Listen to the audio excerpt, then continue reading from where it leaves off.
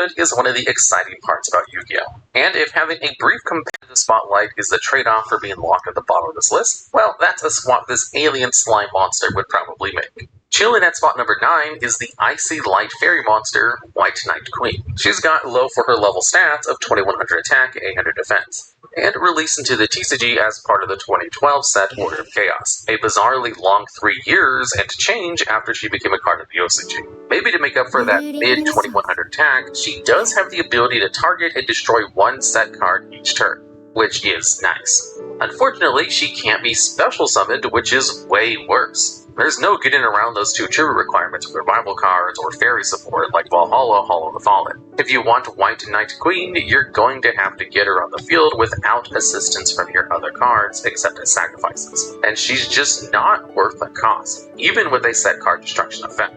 But both her design and rigid summoning requirements are symbolic of her appearance in episode 93 of the Yu-Gi-Oh! GX anime, when Alexis Rhodes used her in a duel against Jaden Yuki, who never actually managed to get her off the field. Eventually, Alexis would use White Knight Queen as a tribute herself for the way better White Knight Dragon. So, how did her artwork and summoning restrictions complement this scene? Well, at the time, Alexis Rhodes had been brainwashed by Satoris Kumar, who was himself brainwashed by the influence of the Light of Destruction, a cosmic force of scouring brightness and devastation. It's worth noting that a double brainwashing is kind of on par for course for Yu-Gi-Oh! Minds are fluid things after all. Anyway, instead of using her usual elegant line of Cyber Angels and Bladers, Alexis used new light monsters like White Knight Queen, whose uncompromising restrictions on summoning ran parallel to the blind Satoris Kumar placed on Alexis' minds. This interpretation is reinforced by the ghost spell White Veil that actually depicts the White Knight Queen herself before her lustrous transformation. Like the one who will don it, White Veil is also an extremely rigid card. While it does provide benefits in the form of negating the effects of all face-up spell and traps when the equipped monster's attacks, it also burns your owner for 3000 damage whenever it leaves the field. Even an effect to pop an opponent's entire back row of a successful battle can't save this card. Just like White Knight Queen couldn't save herself from the freezing light. Despite its optimistic name, the only big win that Worm Victory has seen is spot number 8 on this list. It's a light reptile monster with an incredible 0 attack, which is just fantastic. It has 2500 defense, if anyone cares, and was initially released with the Dual Terminal 3 in 2010 before seeing wider distribution in Hidden Arsenal 3. Like many cards that see minimal to no play, Worm Victory has a flip effect. The idea is you tribute her to set it, and then when your opponent attacks into it, or you flip Worm Victory face up yourself, its effect goes off. And in fairness, its effect is pretty good. It destroys all monsters except reptile worm monsters. So sorry, Worm, Dungeon Worm, and Humanoid Worm Drake. You guys aren't part of the Worm's big victory. And its 0 attack doesn't stick, thankfully, since it gains 500 for every worm monster in your graveyard. Played late enough in the game, Worm Victory could become a decent beatstick. Of course, with its attack being entirely effect-based, Worm Victory is extra vulnerable to negation, which would drop its attack back down to nothing. If you're going to be a level 7 flip effect monster, then having a big monster board clear effect is pretty good, but not enough to make up for being a level 7 flip effect monster.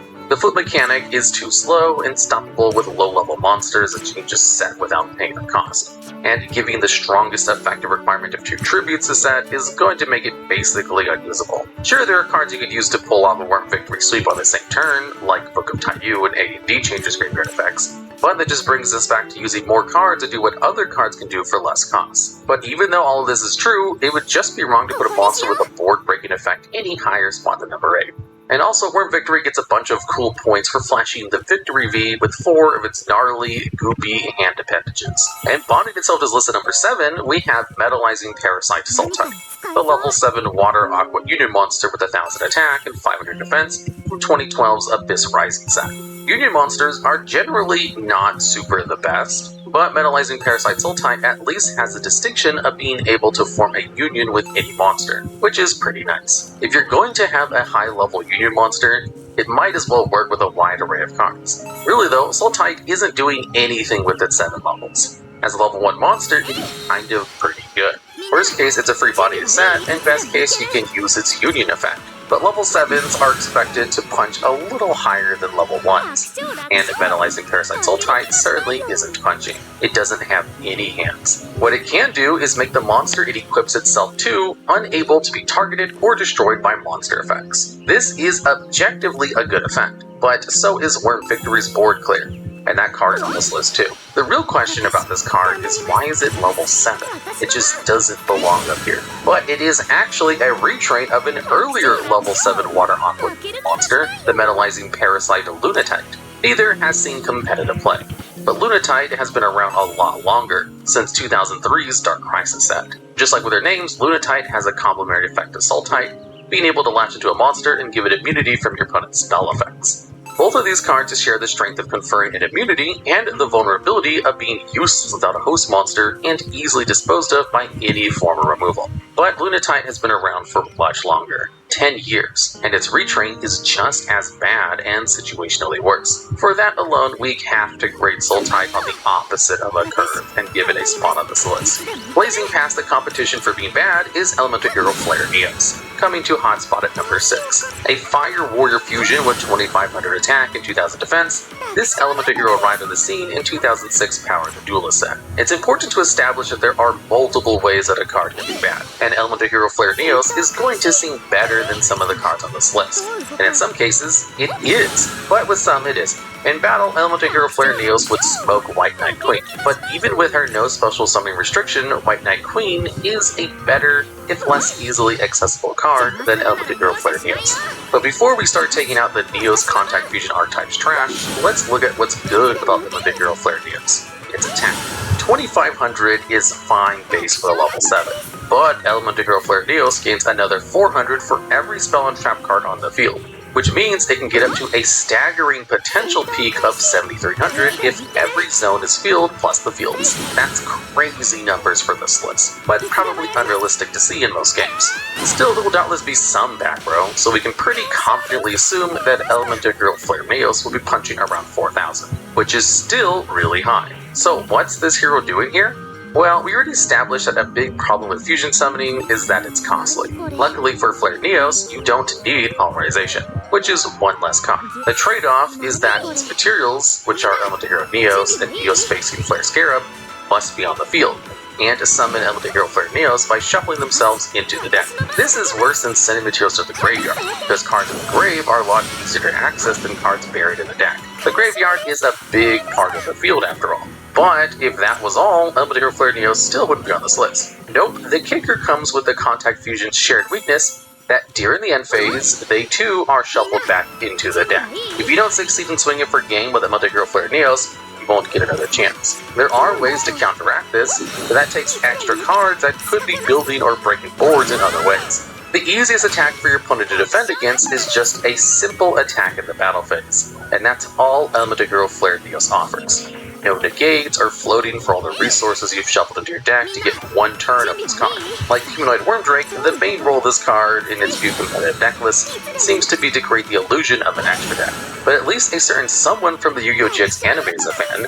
Jaden Yuki relies on Elemental Hero Flare Neos many times, with its debut coming in episode 68 in the match against Aster Phoenix, and its final appearance occurring exactly 100 episodes later during a game against a character called Daigo Serrano in episode 168.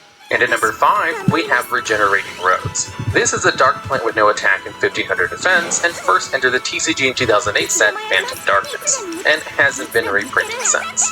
With no attack and 1500 defense, Regenerating Rose must have a pretty baller effect to make up for the stat line, right? No, very, very wrong. What Regenerating Rose does is have a floating effect to summon 2 Regenerating Rose tokens when it's destroyed. The tokens are both level 3 with 1200 attack and defense, and are kind of better than the monster that spawns them. But this guy has so much more HP. It's actually so hilarious how much easier these guys were to battle and sent to the graveyard.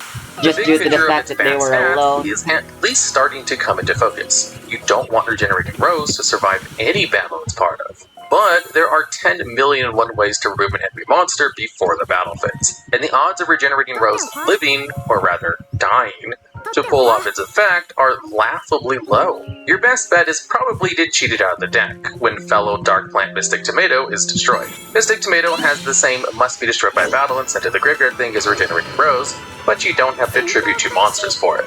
By having 3 less stars, Mystic Tomato way outclasses this higher level plant. Actually, Regenerating Rose was the first level 7 Dark Plant monster, and for a time held the distinction of the highest level plant. Thankfully, things would not remain this way, and Regenerating Rose has company now, and good company at that.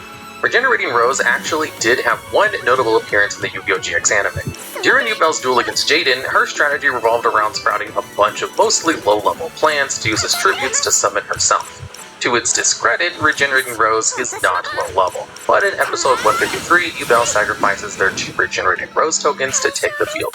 Joey Wheeler from the Duel Monsters anime is known for his pluck and willingness to take big risks that'll probably never pay off, although they often do anyway. But maybe Joey's riskiest, goofiest dueling maneuver was actually running Insect Queen, who is number 4 on this list. Originally released as the secret rare cover card of the 2004 Collector's Tin, Insect Queen is a level 7 Earth Insect with 2200 attack and 2400 defense, and it's even worse than Regenerating Rose. Despite its lofty name, Insect Queen better demonstrates the vulnerability of a head of state who is weaker than the sum of her subjects than the dictatorial power of an absolute monarch. That's the most elaborate possible to communicate the simple fact about Insect Queen, which is that she sucks. But why is she so bad? Sure, 2200 attack is the humanoid worm drake levels bad, but she does get a bonus 200 attack for every insect in play, which means she'll at least hit the field with 2400 courtesy of herself. But what makes her pretty unusable is the more involved effects that are supposed to make her good. In order to declare an attack, Insect Queen must feast on one of her subjects. You might ask, but won't that also decrease her attack by 200 points? And you might be right. On the other hand, when Insect Queen attacks and destroys a monster, she gets to lay an egg near the end phase, but turns out the other hand is actually a fist. Because these insect monster tokens have 100 attack and defense, and will land on the field in attack position. They're basically a free slice at your life points, and if you use Insect Queen to take out an opposing monster, you have to acquire the token. The idea here is like that because Insect Queen gains power for every insect monster. The tokens can help her stay strong, but the idea is stupid because Insect Queen already forces you to sacrifice another monster to attack. Still, as mentioned a little earlier, Insect Queen commands a decent amount of appearances in the Duel Monsters anime. She first made her royal debut in episode 64 during a duel against Weevil Underwood and Joey Wheeler, and the plot did some crazy gymnastics to make her seem good. Before the duel, a kid asked for Joey's autograph and stole his duel disc, slipping a copy of Parasite into Joey's deck. As payment, Weevil gave the kid a Goki Bore card, and then shot him with a silly string toy thing. During the duel, Weevil activated Restless Parasite to bring the parasite out of Joey's deck and onto the field, where it infected all of his monsters, turning them into insects. But then, using Insect Barrier, Weevil could protect his weak eggs and keep his queen supercharged by both his and Joey's monsters. Joey still won, of course, because the strategy was ridiculous. After his victory, Joey claimed Weevil's rarest card per the Battle City rules. From then on, he included Insect Queen as part of his deck, and would use it in episode 87 during his duel against Odeon. It didn't do much except get destroyed by Mystical Beast of Circuit. But sure, it gets the mention. He wanted to use it again in episode 126 against Yami Merrick, but was forced to discard it by the grave effect of Helpamir instead. And Insect Queen wouldn't appear again until episode 161, during the Waking the Dragons arc. In this instance, Weevil and Rex Raptor joined forces with Darts, the ancient Atlantean sorcerer who wanted to feed the world's soul to the giant snake. With their decks considerably beefed by a visit to Darts' card stores, Weevil regained Insect Queen and used her against Yamayugi in their wild duel atop a runaway train. Like almost everyone else who ever relied on Insect Queen to catch a W, Weevil would lose. After the threat of the Silver Calculus was neutralized, Weevil used Insect Queen in one last duel in episode 189 during the Grand Championship arc. Biffed at being looked over for participation in the Kaiba Corp Grand Prix, Weevil and Rex kidnap and tie up the duelist Fortune Salam, locking him in a closet and stealing his mysterious robe, which they would use to hide the fact that they were really 2 tiny duelists on top of each other's shoulders instead of one actual competitor. Unbothered by this unsportsmanlike mix of cheating and actual crime, Siegfried von Schrödinger challenged both Weevil and Rex at the same time. Like many times before, Weevil played Insect Queen and lost. Rex too, but then he's pretty much never won a duel, so to be expected really. But in Duel Links, Insect Queen was also bad. Not even getting a summoning animation can save her. Not even the Parasite Infestation skill, which could let you mimic Weevil's convoluted and illegal battle setting strategy by running Jade Insect Whistle and Insect Barrier. Duel Links loves to take bad cards and bend the rules a little to make them good. But Insect Queen is kind of a lost cause. Honestly, the most interesting thing Insect Queen has going for her in Duel Links is that she has special dialogue when she's summoned by Bakura in the Dark Side Dimensions world. I enjoy the creepy looking cards, like this one, Insect Queen. Insect Queen can at least be grateful that she's only number 4 in this list because things are going to get truly bleak here. After White Knight Queen and Insect Queen, there can't be another queen on this list, right? Wrong. There's always space for more queens. And Allure Queen level 7 is an easy pick for number 3 on this list. She has 1500 attack and defense and released in the 2006 set Cyberdark Impact. But don't let her alluring vibes fool you. You're better off finding a way to use Insect Queen than swearing fealty to this one. Like with other level monsters, Allure Queen level 7 can only access her effect when she's special summoned by the effect of Allure Queen level 5. This is at least more flexible than some other level bosses like Silent Magician level 8 and Horus the Black Flame Dragon level 8, which can only be summoned by their lower level forms. But with only 1500 in both stats, burning 2 tributes to get Allure Queen level 7 in the field with no effect is laughably bad.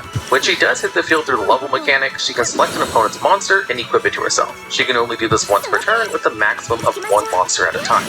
And her allured creatures provide no benefits beyond battle protection, and that they'll always be destroyed first.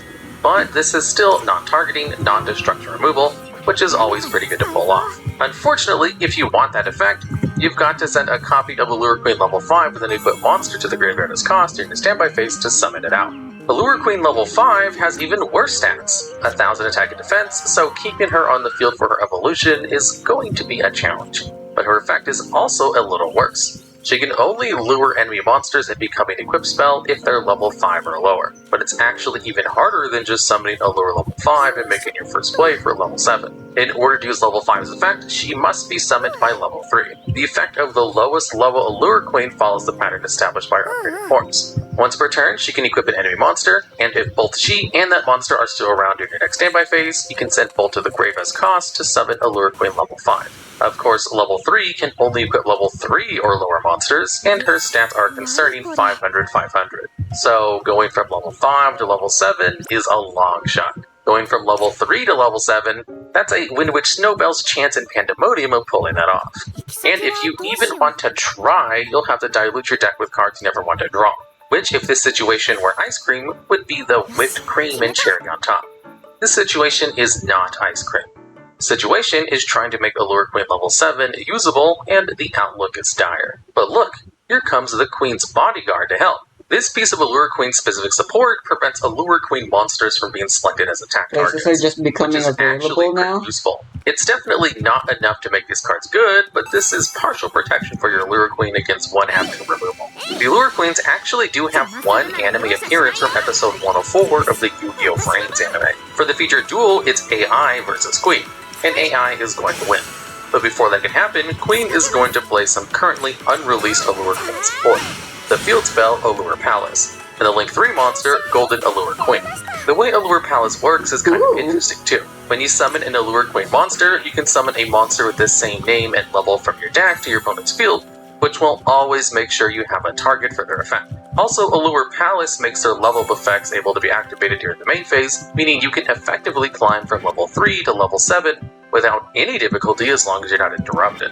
Golden Allure Queen gets an attack point boost from Allure Queen she points to, and when your queens are targeted by an effect or attack, can protect them and pop an opponent's monster. She needs Allure Palace on the field to activate this effect, but these cards go a long way to giving a small archetype that's virtually unplayable supporting gas. Maybe they can be good in dueling someday. The number 2 pick for this list is Wall Shadow, a card that's been making duelists say, what are we really supposed to do with this, since way back in 2002 when its debut set was called Magic Ruler instead of Spell Ruler. With 1600 attack and 3000 defense, and some of the silliest summon conditions in Yu-Gi-Oh!, Wall Shadow rules no spell or magic, even if it does come close to topping this list. The card Wall Shadow has no activated effect. Instead, it just has summoning conditions. It can't be normal summoned or set, and can only be special summoned by the effective Magical Labyrinth, an equipped spell which only works with Labyrinth the Wall, a level 5 normal monster with no attack and 3000 defense. As if Wall Shadow needed the extra limitations, drawing it into your hand is kind of like drawing 2 dead cards, since Magical Labyrinth can only summon Wall Shadow from the deck. And if this wasn't enough, doing all of this for 1600 attack effectless monster, when Whiptail Crow, Guardian of the Throne Room, and Firecracken all released in the same set as Wall Shadow, is just silly behavior. Even Shadow Ghoul, the monster pictured in the card art of Wall Shadow, was released one set earlier at Metal Raiders, and far outclasses this card. which is supposed to be its evolution. It has 1600 attack too, but gains 100 for each monster in your graveyard. Wall Shadow can't do that. Wall Shadow can't do anything except a wall, which is already accomplished by Labyrinth Wall, which is just one of its required cards for summoning. This card isn't just bad, it's bad. But in the Duel Monsters anime, both Wall Shadow and Labyrinth Wall work way better. Labyrinth Wall isn't even bad, but in the anime it could do way more than Wall for 3000. In episode 19, during the tag duel where Yugi and Joey square off against Para and Dox, Labyrinth Wall had the power to totally rearrange the field, turning the game from simple duel monsters into a dungeon crawling game, where monsters would have to advance through the maze to find the enemy monsters. The equip spell Magical Labyrinth could change the shape of the arena, separating grouped monsters and opening up new maze ways of attacks, which is way cooler than its TCG counterpart, which is just an equip spell that does nothing except call Wall Shadow out of the deck. Instead of being sung with Magical Labyrinth, the anime version of Wall Shadow was a fusion monster created by offering up Labyrinth Wall and Shadow Ghoul through the process of polymerization. With Shadow Ghoul now emerged into the walls of the maze, it could bypass the location mechanic of the dungeon, striking out at its prey at any spot in the maze at any point in time.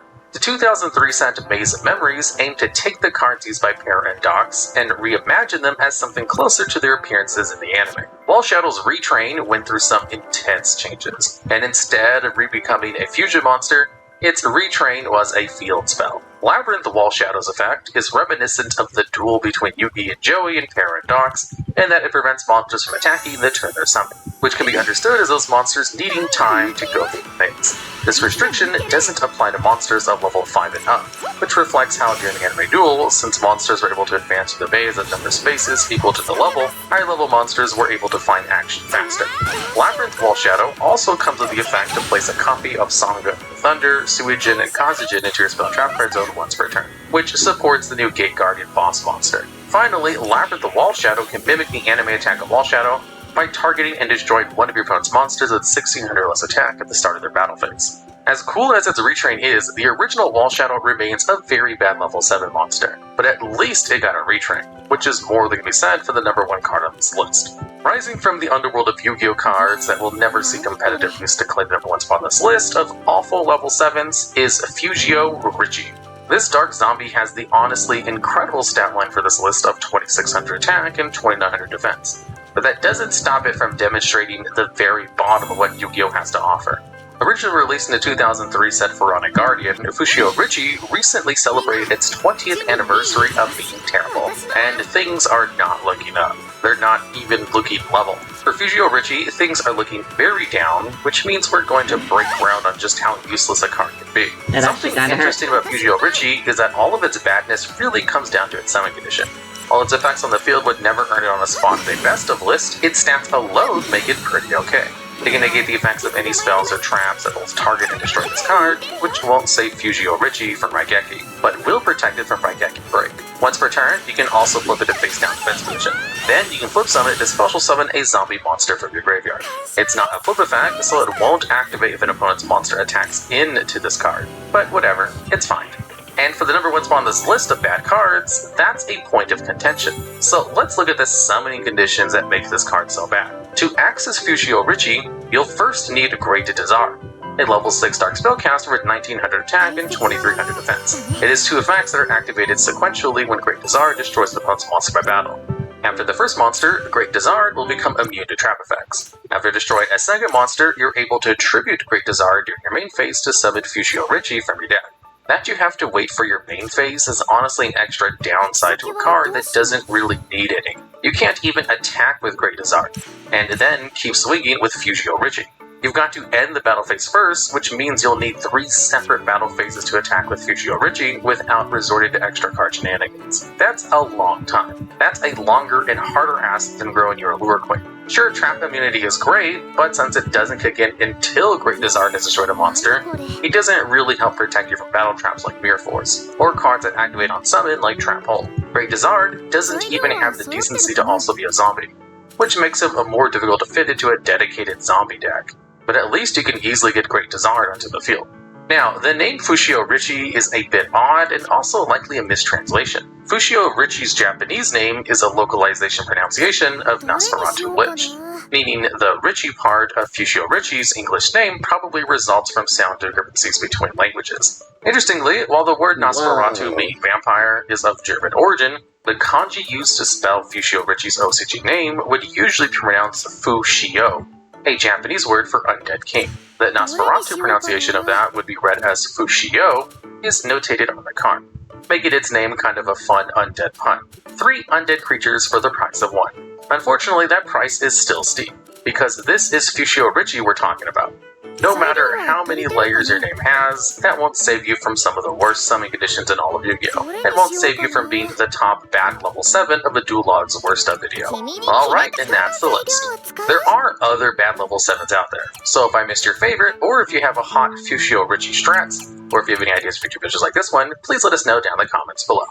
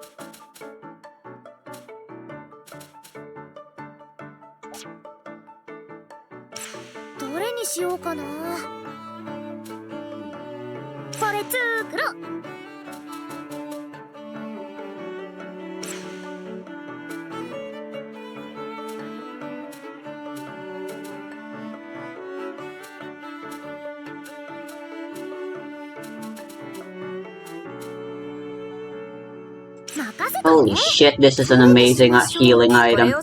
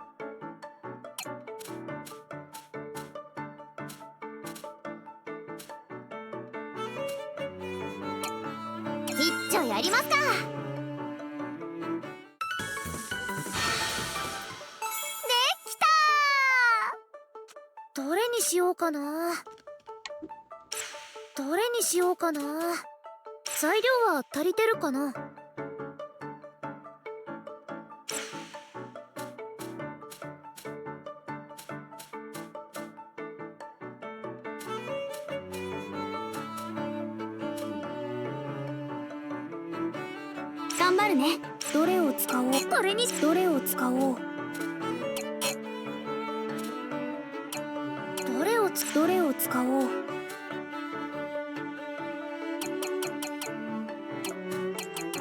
始めよう。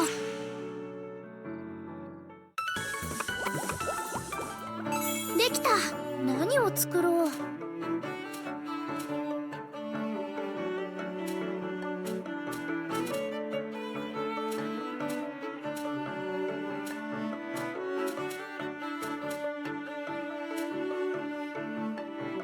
これ作ろう。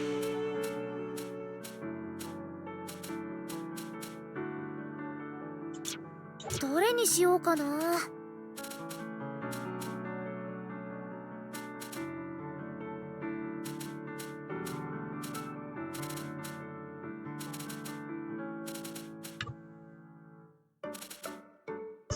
今日はこれの気分。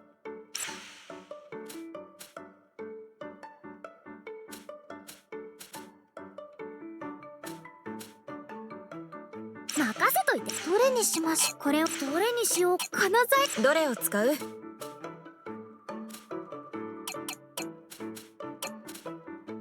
始めましょう。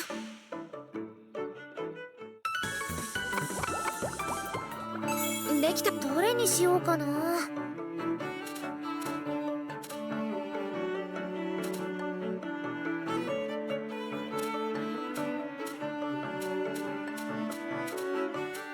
これ作ろう。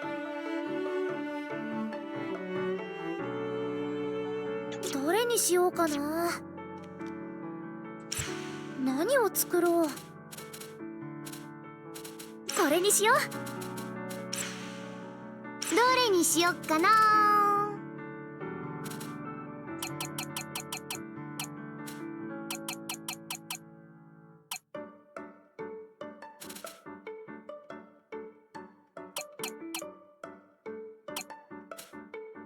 よーし。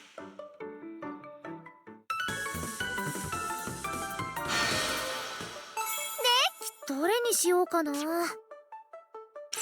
どれにしようかな。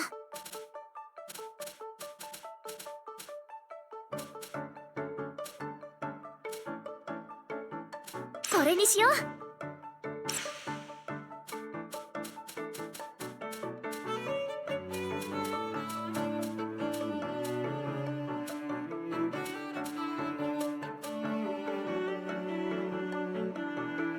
はいはい。どれにします。これをどれにしようかな。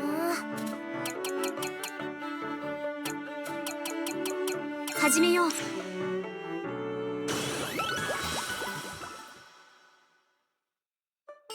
信作で。何を作ろう。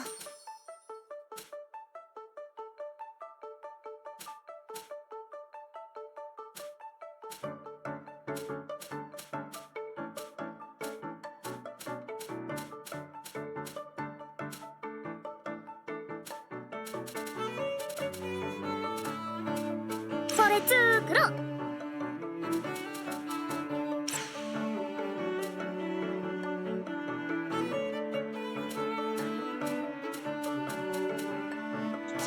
どれにしようかな。これにしよう。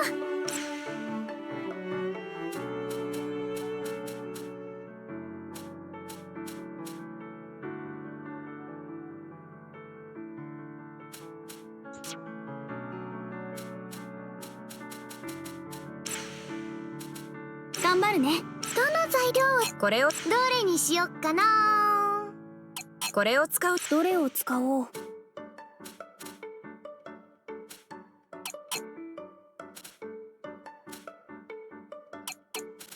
始めよう。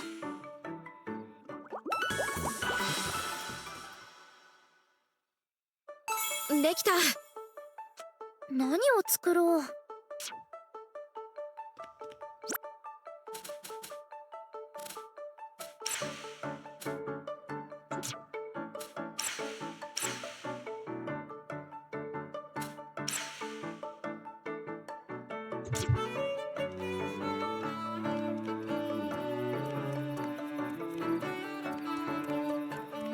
目的地はと。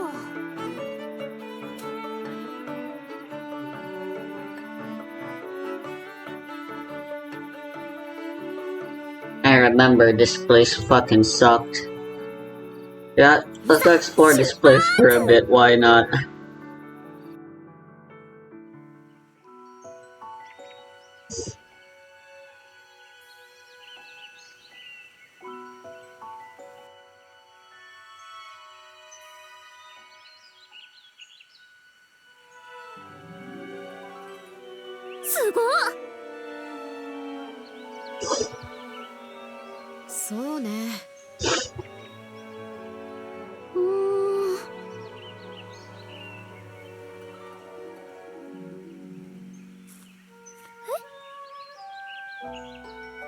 This movie for the first time when I was in the waiting room of a car dealership, and they had a bunch of car-themed stuff on the TV for kids, like that one episode of Regular Show with the Demolition Derby, and then a commercial for this film came on, and ever since then my life changed. So the film of course starts out with the iconic DreamWorks intro, to where it pans down to show a racetrack, where rookie sensation Lightning McQueen is in third place, ready to win his first Piston Cup. Yeah, let's just rip the band-aid off. It is extraordinarily obvious this movie is just a moderate ripoff to Cars. I mean, I wouldn't say it's a complete ripoff, it's more so like copying the kid next to you on the test, but changing around one answer to make it seem like you didn't copy him. And while Cars may have Doc Hudson from Twitter.com, this film has the titular Theo, a snail who's watching his favorite racer, Guy Gagne, in a race. Well, as my dear father always told me.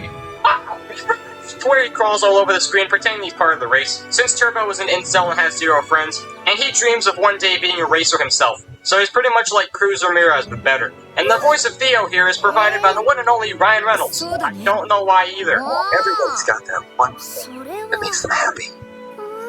For me, I'm gonna be completely honest, I'm not sure Ryan's voice here works at all. Like, it works relatively well, I guess, but my main issue is that A, Ryan Reynolds was the main character in another DreamWorks film, literally 4 months before, so whenever I'm listening to him, I'm thinking of the infinitely superior character of Guy.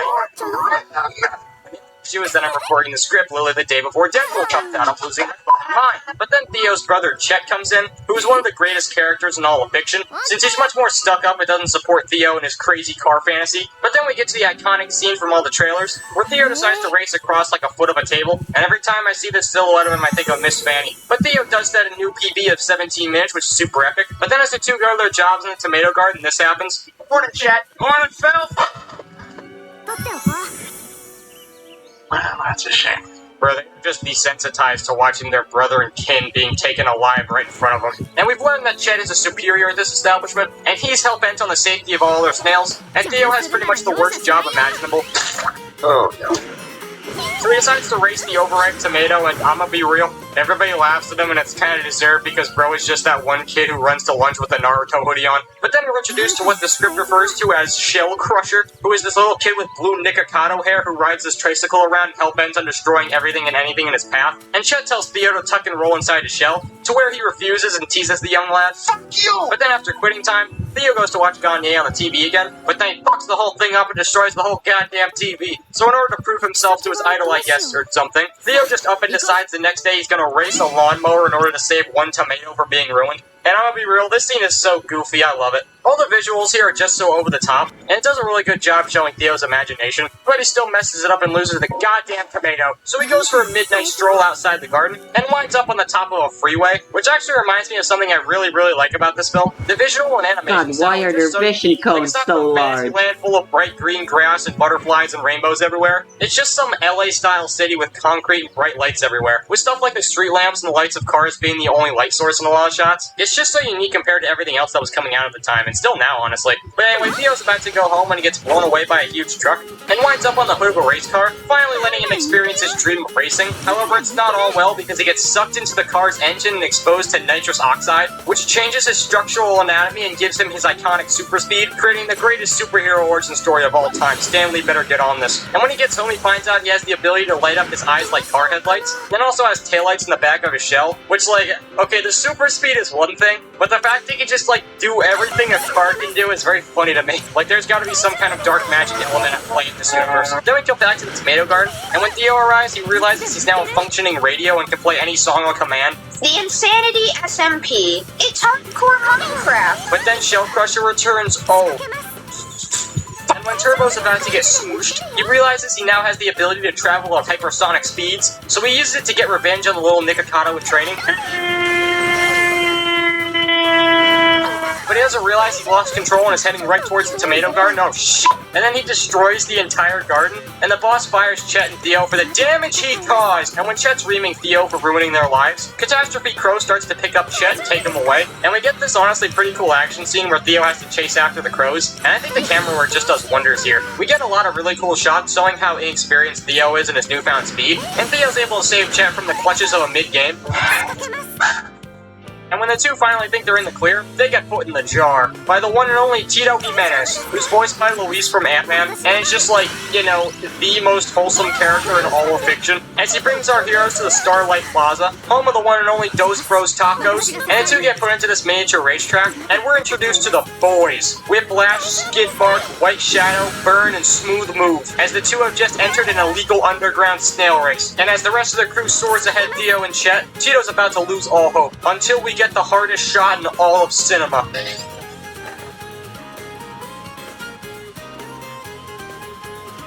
Santa Maria! What did you say your name was again? My name? It's Turbo. Amiibo. However, we're then introduced to the second best character in all of fiction, Tito's brother Angelo, who reams Tito for going out snail racing when they're supposed to be selling tacos. And he doesn't believe one bit that the customers will be in droves to see the snail with super speed, unlike Tito, who believes that this snail is the key to saving their failing taco shop. I can see it already. Come for the snail racing, stay for the chimichangas. Huh? But as Tito kisses Turbo goodnight, all the other snails come to ask about his super speed, and now that we're here, I might as well go over the snails from the movie. First, there's Whiplash, voiced by Samuel Jackson from Ted 2. Then there's Skidmark, who's played by Ben Schwartz, who was Dewey Duck in DuckTales 2017 and no other blue characters literally ever. And then there's Burn, voiced by the mom from the Lego Movie 2, Smooth Move, voiced by the creator of Doggyland, and finally White Shadow, who's voiced by that guy who played Santa Claus at the end of the SpongeBob episode where they have the very first Christmas tippity. And then Turbo calls Whiplash's crew the snail equivalent of a slur. I'm sorry. It's just you guys are, kinda slow. So they challenge Turbo to a race, to where he gets outsmarted and beaten, how sad. And the next day, Tito's making a billboard advertising what he calls the Taco Revolution. And we get a montage of literally nothing happening all day, as the other business owners in the plaza are also struggling to pull in customers, which includes the dynamic duo of Dos Bros Tacos, Paz's Auto Body, Valley Hobby Shop, and of course, Kimley Nail Salon. But after this, we get to the most wholesome and epic shot in all of animation history. Quite frankly, it brings a tear to my eye every time I'm honored to see this masterclass of cinema. And to showcase just how impactful this scene is, here is Quinn from the channel Quinamon to explain in great detail. Many people may not know this about me, but I am a proud member of the Latinx community. Something I hold a lot of pride in is my ability to create flavorful, traditional meals from my culture and share them with my closest of families and friends. One of the most important recipes from my culture, a staple of Mexican cuisine, and a popular delight amongst people both of and outside my culture, is, of course, the taco. In this scene, Angelo Lopez is preparing a hard-shelled taco for him and his brother to feast upon. We can safely assume that because Angelo and Tito both share the Spanish last name Lopez, as well as because of their authentic accents and appearances, that these two brothers are indeed of authentic Latinx origin. Angelo begins by scooping what appears to be ground beef into a shell, then tossing on lettuce, olives, and tomatoes. He finishes off his wholesome display by squirting two sauces on the plate. It's not certain what these two condiments are, however, based on their consistencies, it's safe to say that the green sauce is likely guacamole. This is not how you prepare a taco. You put the sauce in the taco, dumbass. If you put it on the side, you'd have to dip the taco in, which would lead to all of the taco ingredients falling out. You don't do that. Even if you were to dip the taco, you haven't even properly set up the sauce in a way that would allow it to be dipped. A simple drizzle is incredibly ineffective if you were to dip the taco in it, which you wouldn't, you shouldn't, if you have any ounce of sanity. The taco consists purely of 4 ingredients: lettuce, tomatoes, olives, and beef. Why? Once again, there's no practical way for the sauce to be included, and even if it was included, it wouldn't be the correct kind of sauce. It wouldn't complement the flavors of the taco in the slightest. This is the blandest taco I've ever laid my eyes on, and Angelo has...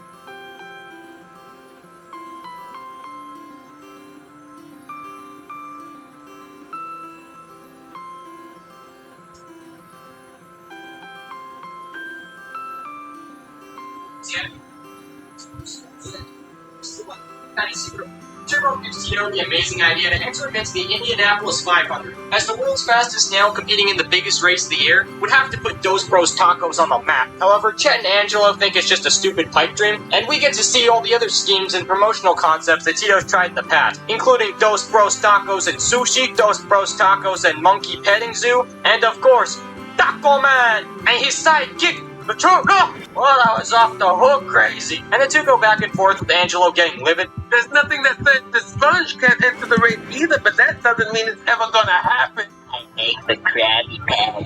So the next day, Tito tries to convince the other owners of the plaza to invest in Turbo entering the Indy 500 via recreation of that one Wii U commercial where they tried to convince their parents why they need a Wii U, but it doesn't work and they don't want to invest. Oh, we're going to Indianapolis, Chet. I'm adding this part in later, but like, why are the rest of the snails like so hell-bent on getting to Indianapolis? Like, Turbo and Tito, yeah, but like, the whole snail gang, like, I guess they just think it'll be cool, I guess. It's cool.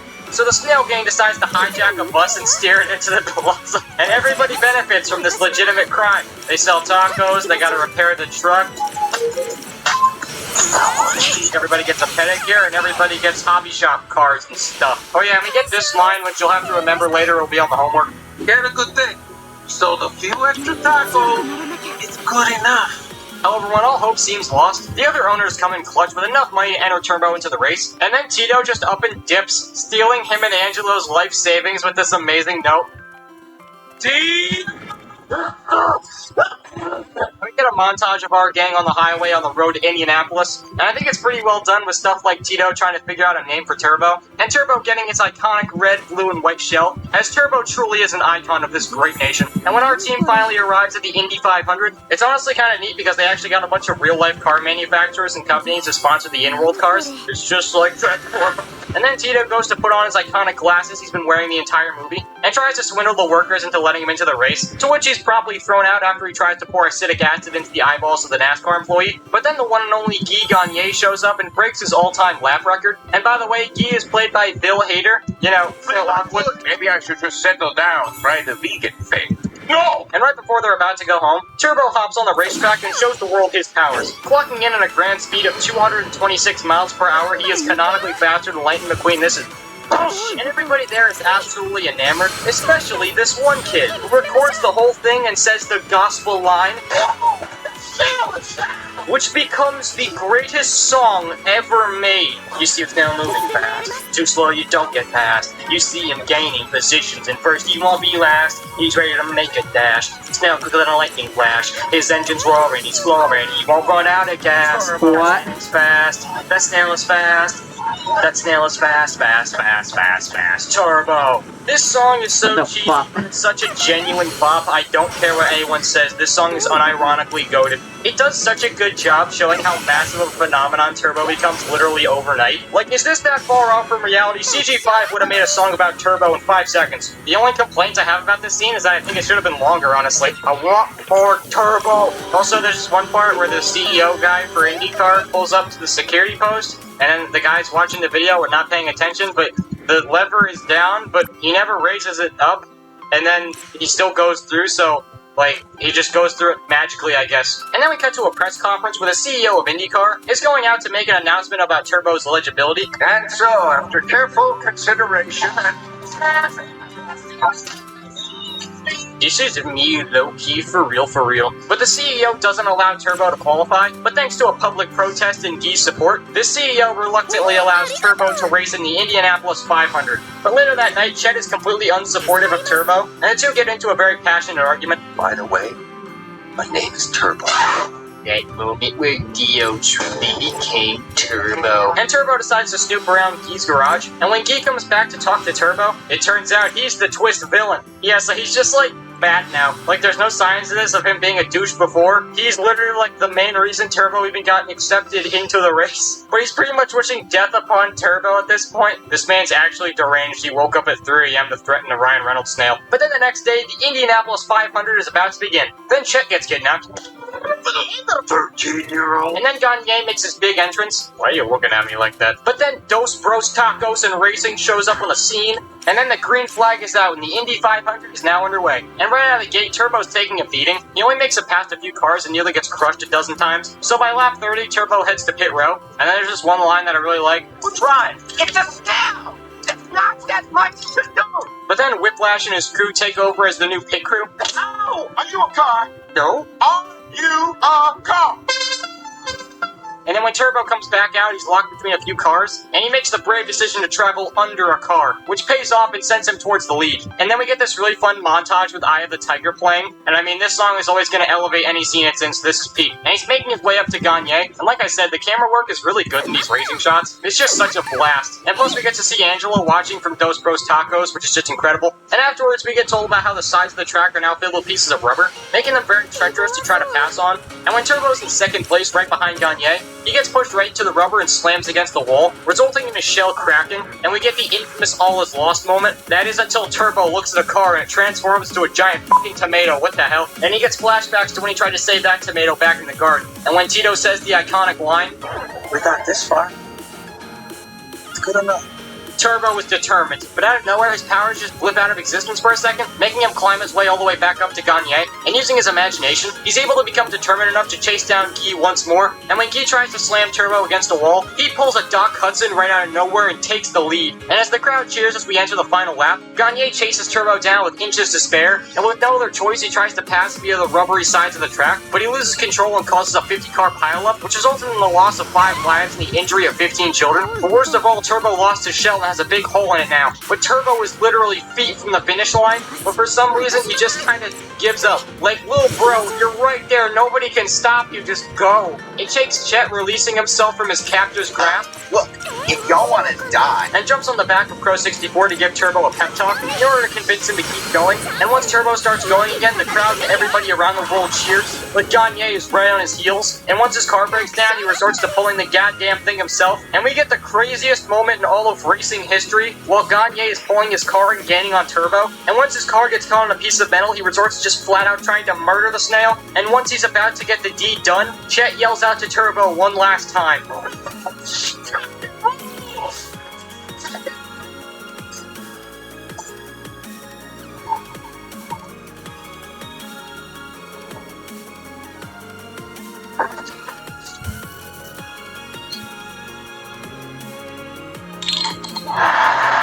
Turbo wins the Indianapolis 500, and I don't know why, but a bunch of reporters come and stick microphones in his face. He's a fucking snail. But the world rejoices as Turbo becomes the first mollusk to win the Piston Cup, and we get the best line in the entire movie. hey Angelo, よいしょっと。は we did it. And then Kim Lee from Kim Lee's Nail Salon says the funny line from all the trailers. And Turbo is crowned Indy 500 champion. And once we cut back a few weeks later to the Starlight Plaza, all the owners are swarmed with business, and Angelo gets a stove that talks, bro. And then the upgraded Taco Mobile pulls into the Starlight Plaza, which has an all-new racing track for spectators to see the former world's fastest snail, with a brand new shell that showcases his in-depth character growth or whatever, alongside Chet, who is now an ambulance, and also him and Byrne are fucking now, that's totally canon. And now all the snails have souped-up shells which allow them to match Turbo's former speed. That is until the green flag soars, Turbo's eyes light up and his powers are fully restored. Him and all the snails race towards the finish as the film ends. And there you go. There's Turbo. Man, what an incredible adventure of a movie this is. Like, everything from the characters, to the plot, to the goddamn soundtrack, this film is just a wild ride. Now let's start with the things that I adore about this movie. Like I said, the visual style, instead of going for some squeaky clean, nice, bright, colorful world, they went for this gray-skied Los Angeles suburb concrete jungle. It's just so nostalgic, and it's such a departure from the industry standard. DreamWorks really hit their stride in terms of grungy character designs that was still appealing and not gross. Unlike Disney, who makes all their character models hyper-detailed now and it's genuinely disgusting, but that's a rant for another day. This movie just has such an interesting aura around it, which is added by the characters who just steal the show. None of them are deep whatsoever, but they range from wholesome chungus to downright iconic, like the man Tito himself, who really is just the most amazing character in all of cinema. He could never hurt a fly, he is too pure. But what about the iconic Kim Lee from Kim Lee's Nail Salon, who was voiced by that one guy who yelled gay a long time ago? そしたらいろいろ悩んでモヤモヤしてる時の一番手っ取り早い解決方法を教えてあげよう。え、何する気？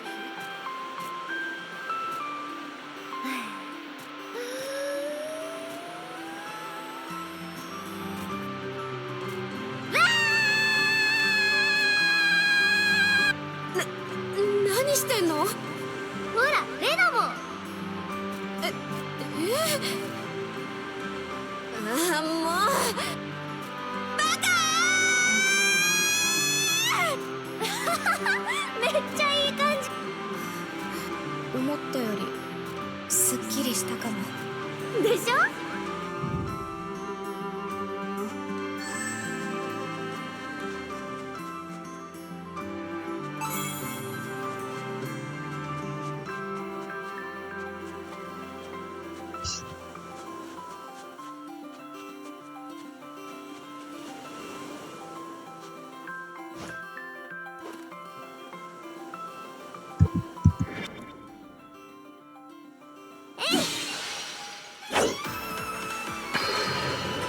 ？I will say some of the other characters are kind of forgettable though. Kind of like Turbo himself. I mean, he's a fine protagonist and all, but I don't know, he doesn't really give me much to work with. And that's probably my main complaint with being the plot and the premise. The fact of the matter is this kind of feels like two separate movies sometimes. Like on one hand, you got the whole Turbo and Chet plot with the snails and all that stuff, and then you have a bunch of humans who are just trying to make a living. And honestly, I find myself thinking and remembering that plot more than the snail one. It's not like this ruins the movie or anything, I just probably thought I should point it out. But still, this film does a great job at making memorable moments and lines. Like, of course, the iconic Snail is Fast scene. I could have made a whole video about this, goddamn.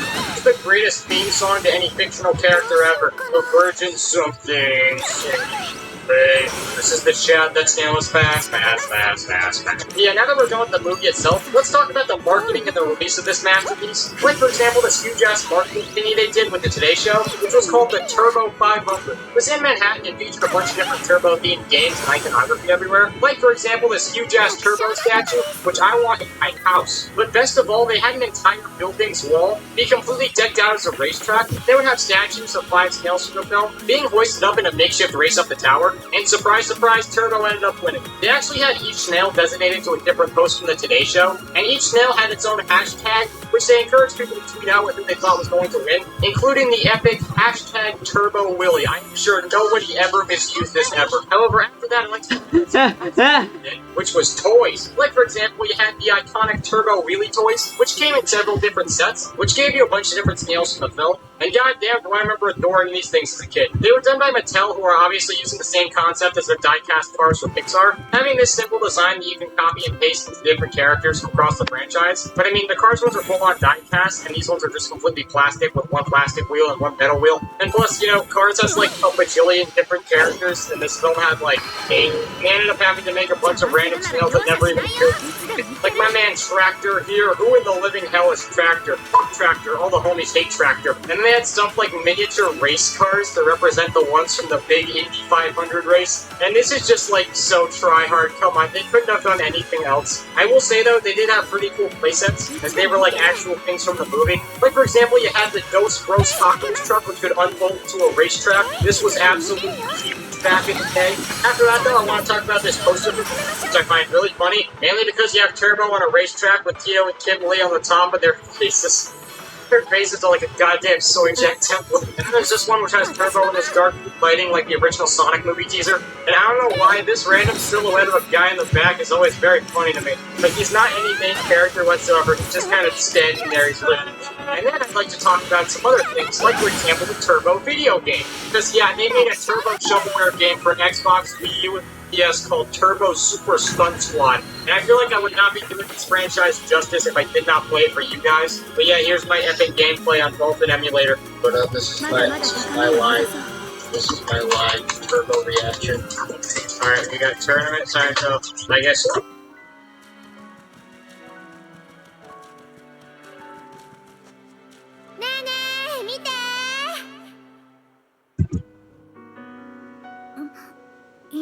声。ゆきちゃんの声だね。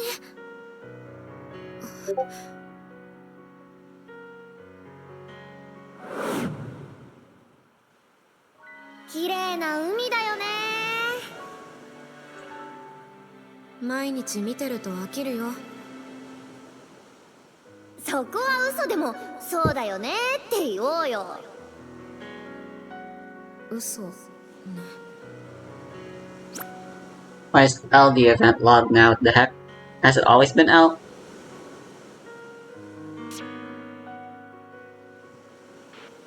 どうしたの？私には嘘とかよくわかんない。嘘によくわかんないとかあんの？あるでしょ。私は嘘はつけないタイプだから。正直者なんだ。いいことじゃん。金城さんは嘘は得意なの？得意ってほど意識したことはないけどな。でもあれだよね。世の中にはいい嘘と悪い嘘があって、私はいい嘘はついてもいいと思うわけ。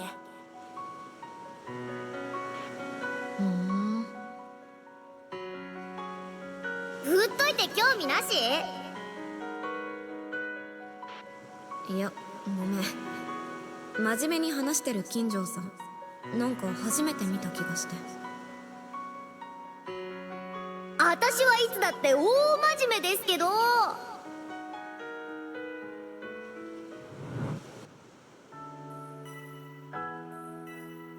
なんだか金城さんと宮内さんらしいやりとりですね。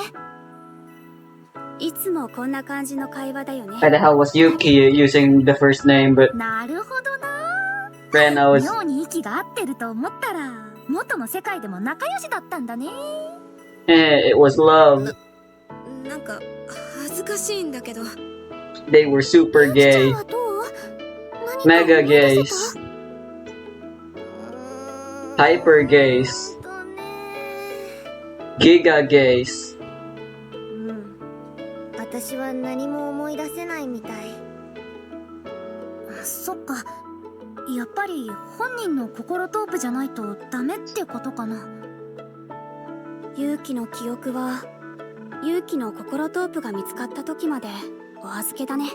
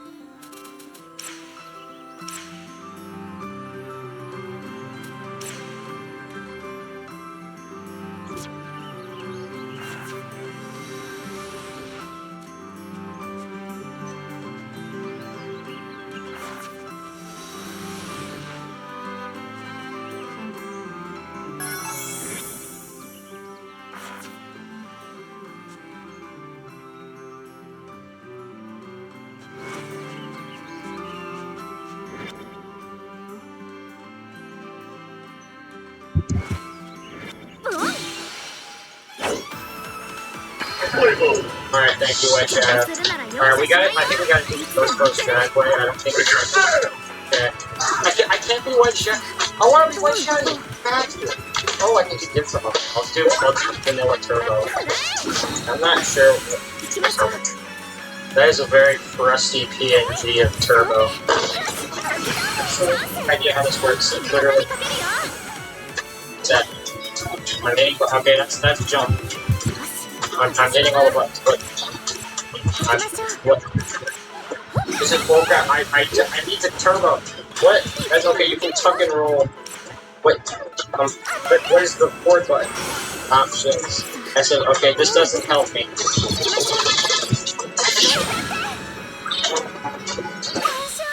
Alright, I may have fixed it. I don't know. I'm pretty sure that it needs motion controls. Alright.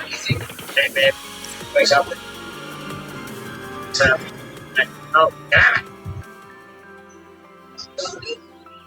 Now, can I be White Shadow? That's the question. Oh, friggin' turbo. Damn it. Alright, well, we can play Dos Bros Tacos. At least that's good. Collect turbo. Collect the letters to spell turbo in single one. Okay. They're telling me a lot of things to do. I don't really care. I just want to feel like turbo. Okay, I can actually move this time. Yeah. Alright, I'm gonna collect the giant turbo in the sky. Yes, collect turbo pickups. I need to get this like perfectly set up. Alright, here we go. Alright, I can feel it. Yes! Alright, we got the turbo. It's like Donkey Kong Country Returns. This good? Ah, Jesus! Okay, I'm going the other way. Crap. Am I supposed to be back? Oh. Okay. This game controls like ass, by the way. I don't know if you guys have picked up on it. Alright, here we go. Whoa! How did I miss it? This is bullcrap. Okay, I'm back on here. Can you not just play a race? I don't want to play this stupid nonsense. Alright, screw this. I guess we're doing this again. You can't just do a race in this crap again. At least the Wii one that didn't work let me do a race, but I guess not this. White Shadow, I'm not in the... Alright, come on. Yes!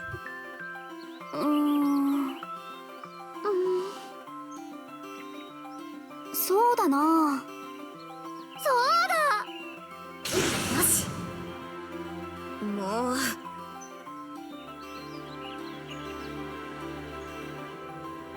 Why not?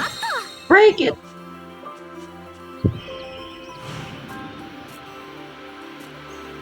私、星が好き。これまたなんで？そうだな。星は毎日同じように登って同じように光るでしょ。何考えてるかわからない人間より全然わかりや何それ。おかしいかな。いや、そんなことないよ。 You know, getting another fresh look at Reina's character. I think she might be neurodivergent.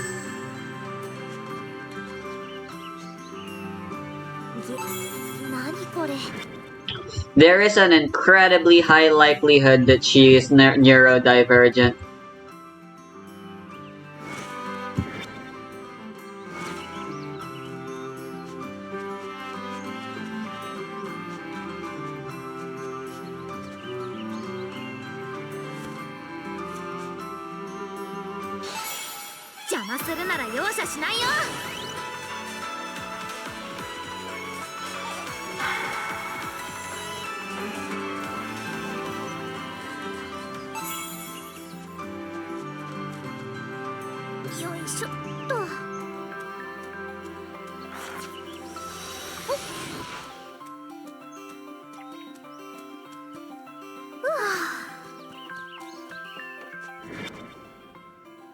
そうね。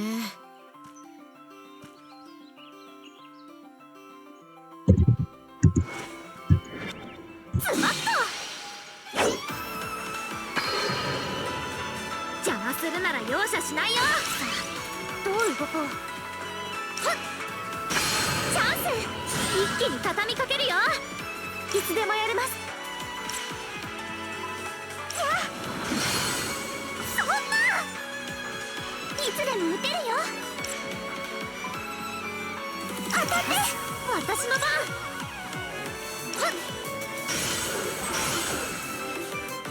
いつでもやれます。大丈夫ですか？大丈夫？ちょっと休憩する？どうしようかな。泣きたんで。行きましょう。大丈夫ですか？いつでも行ける。大丈夫ですか？急いで回復を。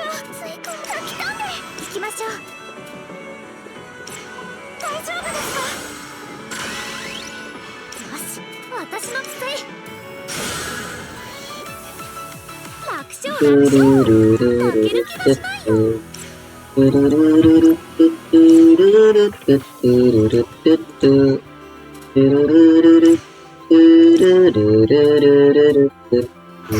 よ。おお、ありがとう。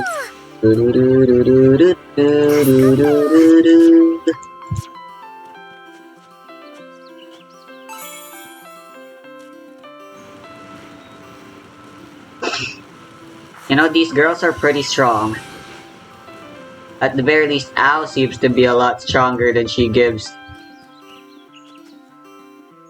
Could not read that white dialogue in white text.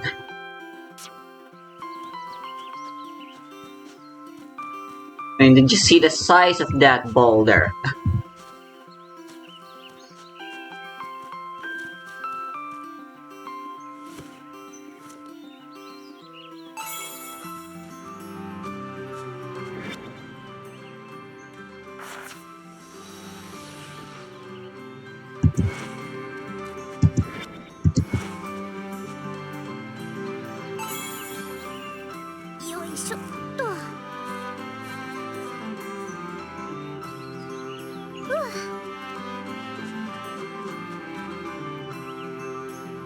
The game's gotten significantly easier in this dungeon.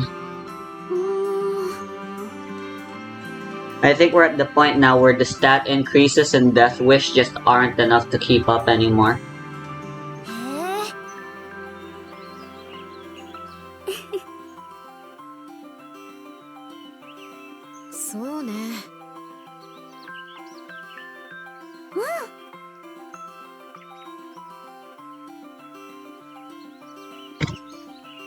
Oh.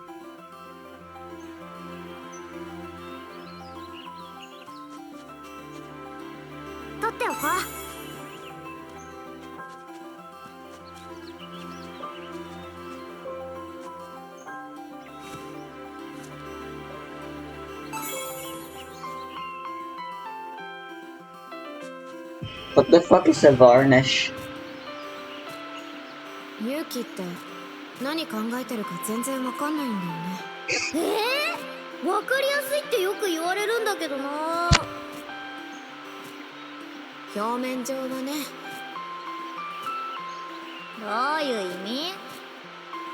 あんた本心は絶対に明かさないじゃん。口だけ女ってこと？そこまでは言ってないけどさ。勇気は私のことをどんどん理解してくるけど、私は見えてこないんだよね。そうなのか。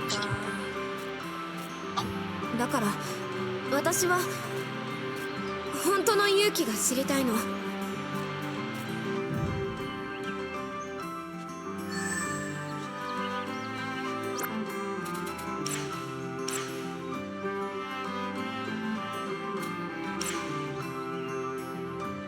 I think I can just blitz through Reina's Heartscape.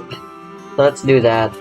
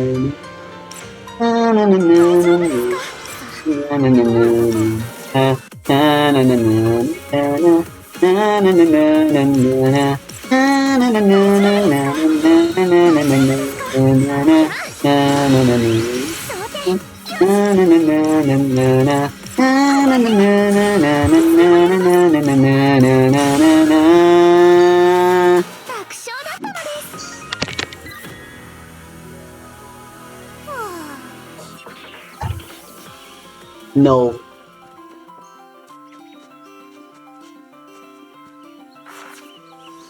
We're on our groove right now.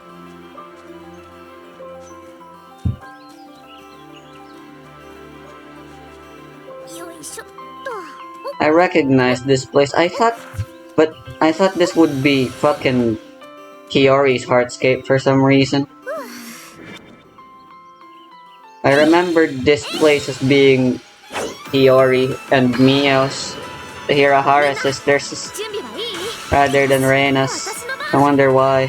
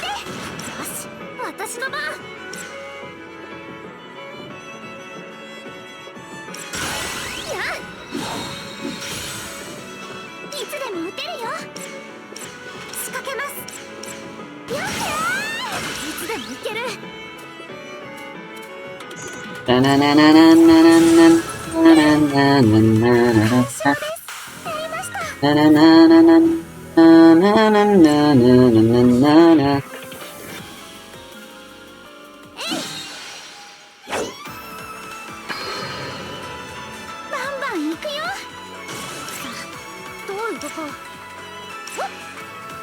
よし、今がチャンス。仕掛けます。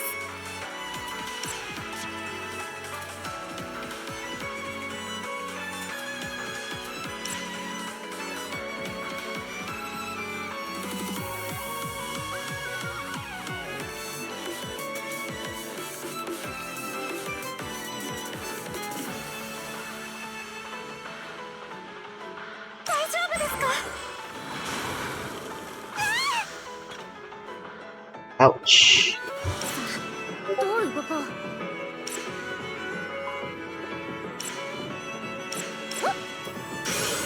想定、よし。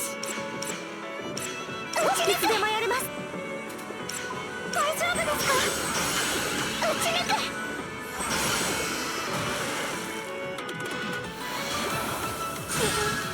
Shit. どう動こう。せい。はっ。いつでも撃てるよ。吹き飛んで。私が支える。楽勝だったのです。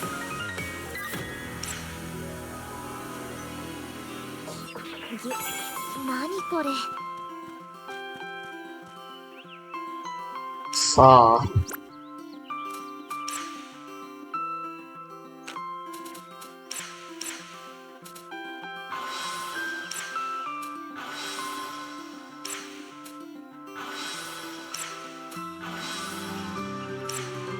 ありがとうございます。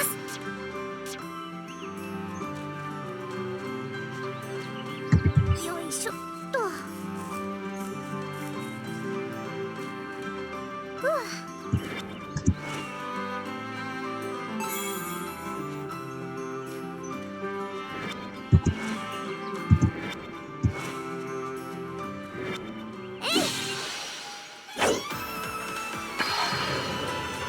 バンバン行くよ。いつでも行ける。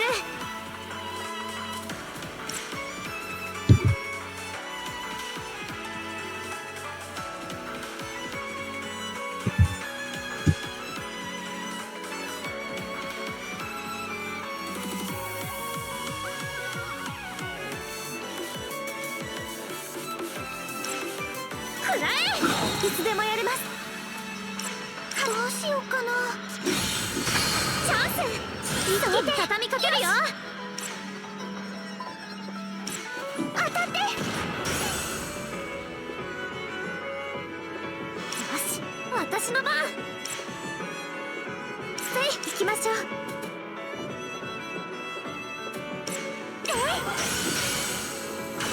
いつでも撃てるよ。撃ち抜く。いつでもいける。はっ、行きましょう。 Stay here, huh? 想定、よし。よし、私の番。行きましょう。よし、さあ、どう動こう。楽勝楽勝。負ける気がしないよ。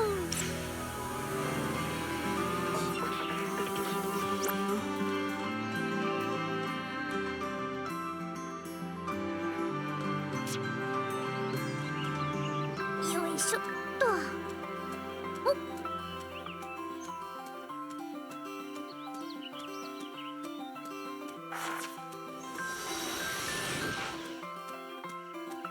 Yeah, these girls are quite athletic. そうだな。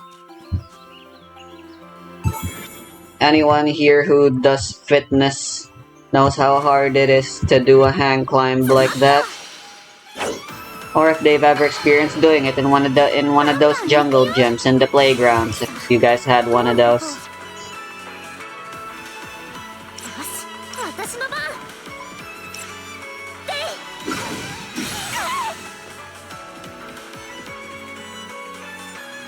仕掛けます。想定、よし。吹き飛んで。チャンス。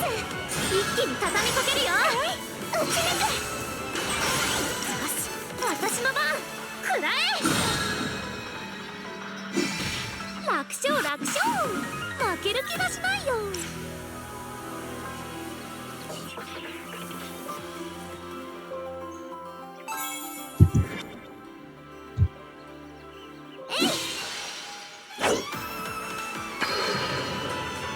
私頑張ります。 There's just enemies everywhere. What a pain. 一気に詰めましょう。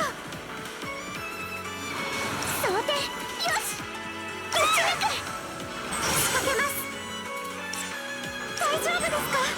さあどう動こうか。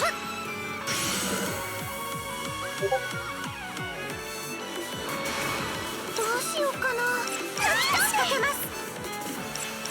いつでもいける。せいは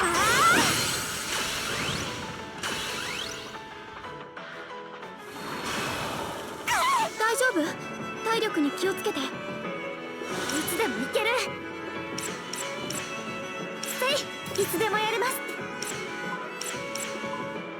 大丈夫ですか。きついかも。当たって。せい、大丈夫ですか。吹き飛んで。私が支える。楽勝だったのです。もっと強くならなきゃ。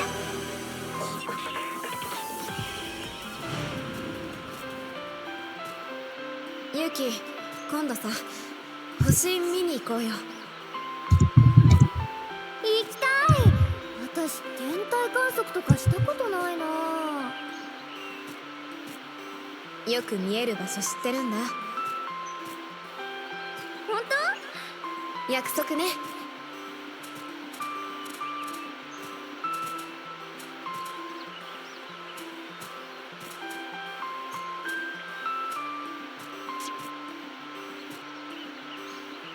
破ったら当然針1000本でしょ。おお、怖っ。分かった分かった。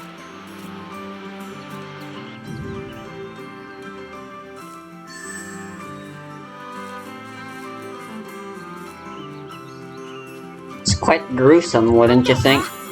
Who came up with that saying? 大事にしまおう。 Ooh, we can make solid fuel now.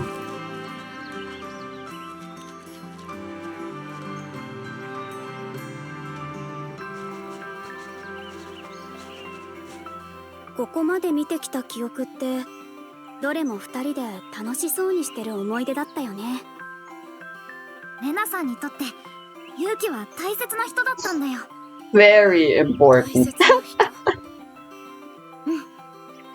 まあ Honestly, I just feel really stupid now that I didn't see all the frickin' gay flags. 私、宮内さん。私、金城さん。いや、ユウキのことが好き。 There it is. もっと仲良くなりたい。ユウキのこと知りたい。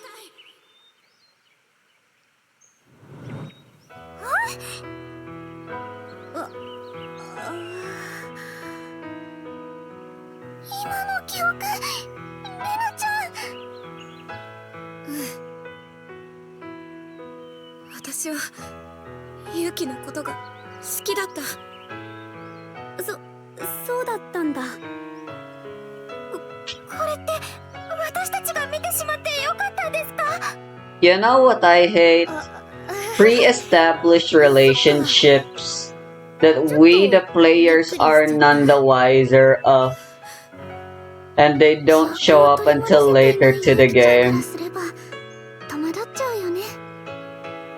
ユキ、本当に覚えてない？ I'll tell the story a little more when I... そっか、そうだよね。ごめん。レナさん、大丈夫？本当に大好きだったのにな。なんで忘れちゃってたんだろう。こんな大事な気持ち。なんで？ Is it actually gonna be Yuki's right after this? I really thought they would be a little bit farther than this. 先に進もう。この気持ち、全部取り戻さなきゃ。 I guess that's just how memories be.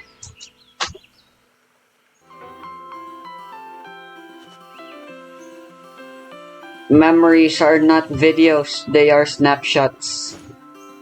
And unfortunately, they rarely ever keep the date printed on them.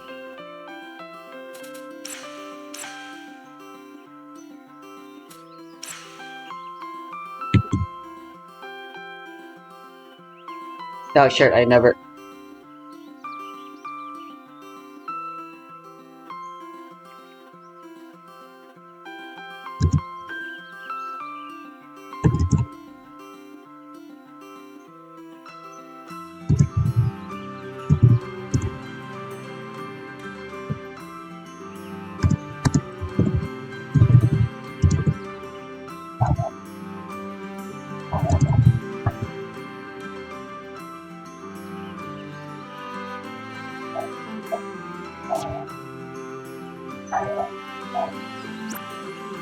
Anyway,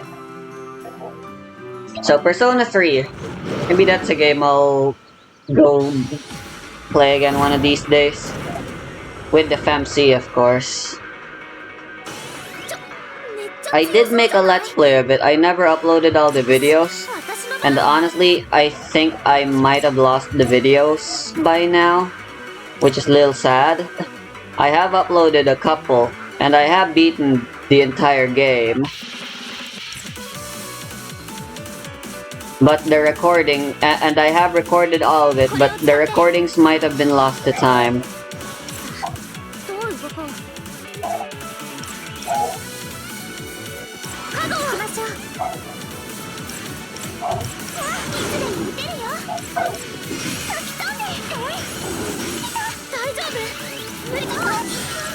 Oh shit.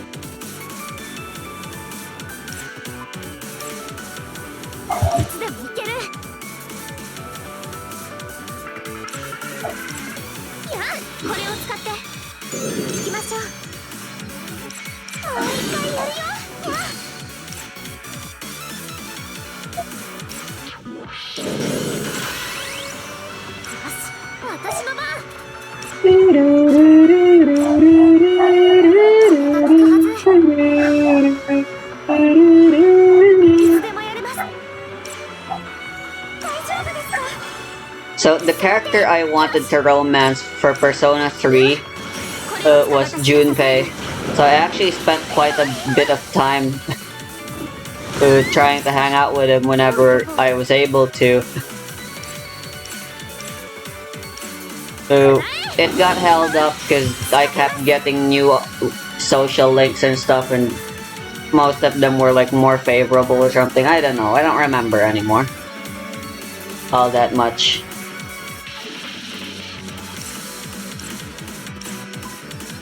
And then this fucking girl shows up and steals Junpei from me. What am I supposed to think about that? I feel so clam jammed.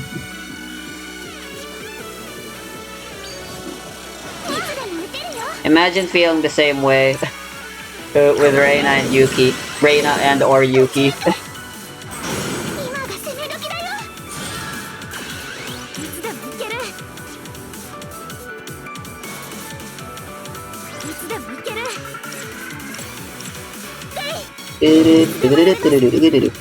Holy shit, look at us. We're at 5.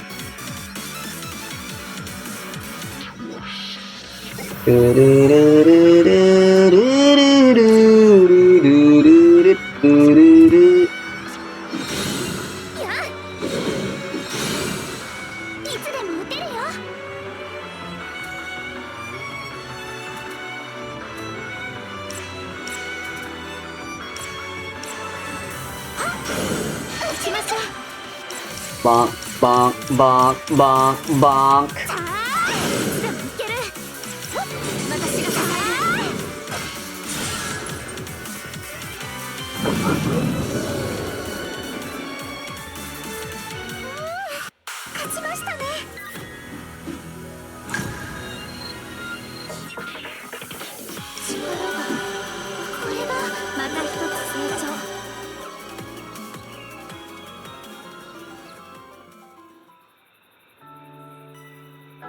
Hey, this place.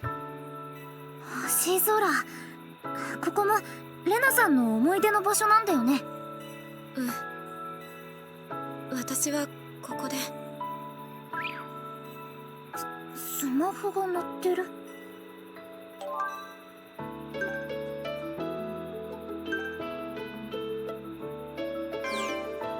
これってメッセージが勝手に。レナさんが打ってるわけ。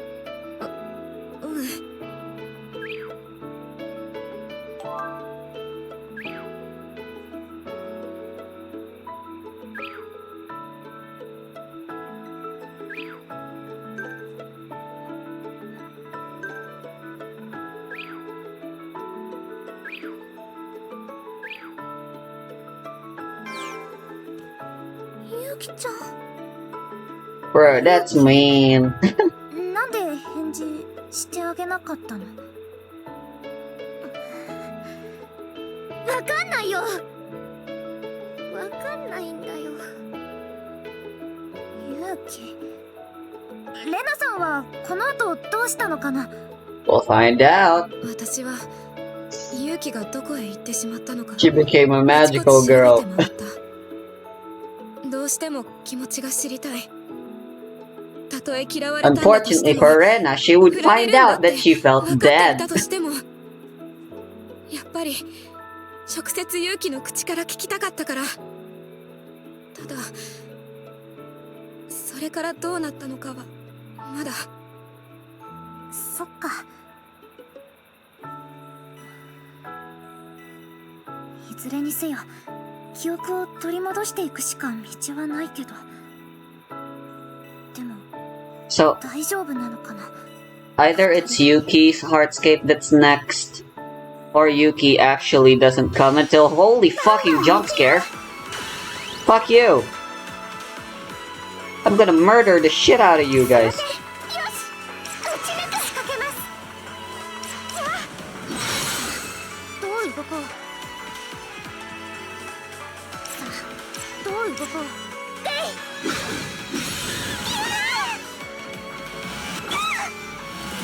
行きましょう。 Oh god. Damn it. Stop killing. Kokoro. 行きましょう。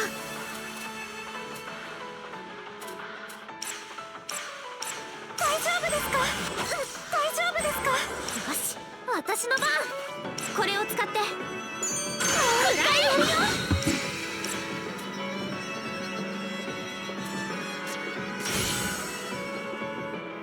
いつでもやれます。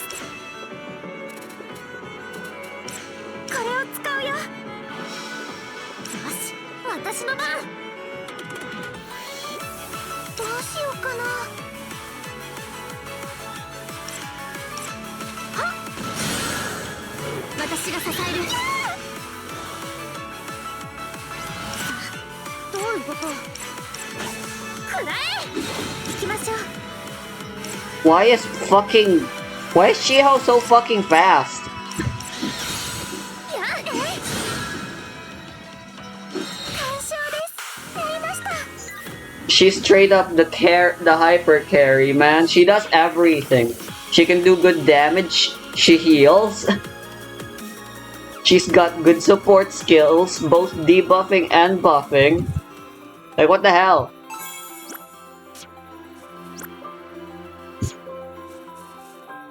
And again, the game really loves making us flirt with Shiho too. I think the writers had a favorite.「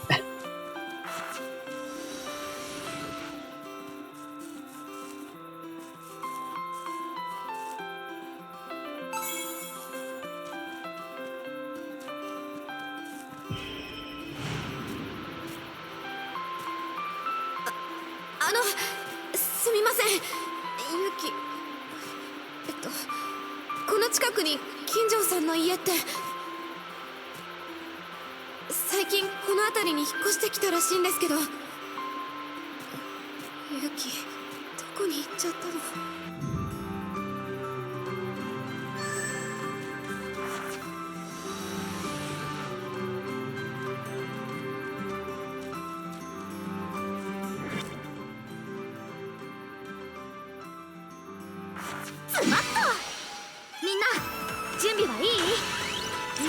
ける。いつでもいける。仕掛けます。くらえ。いつでも撃てるよ。吹き飛んで。 Wow, persistent, aren't you? 仕掛けます。どういうこと？大丈夫？どうしようかな。これだね。行きましょう。大丈夫ですか？さあ、どういうこと？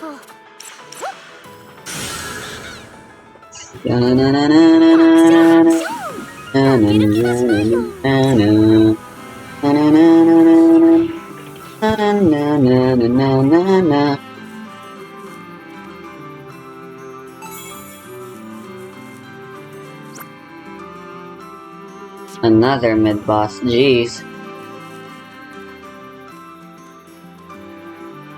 何かに使えそう。 Methinks you guys are everywhere.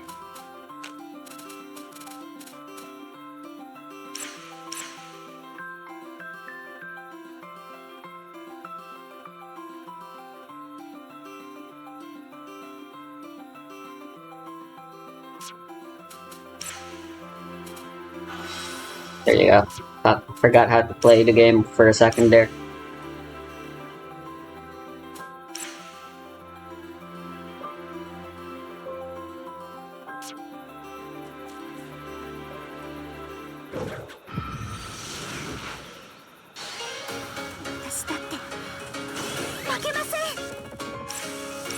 Oh god, there's two of them.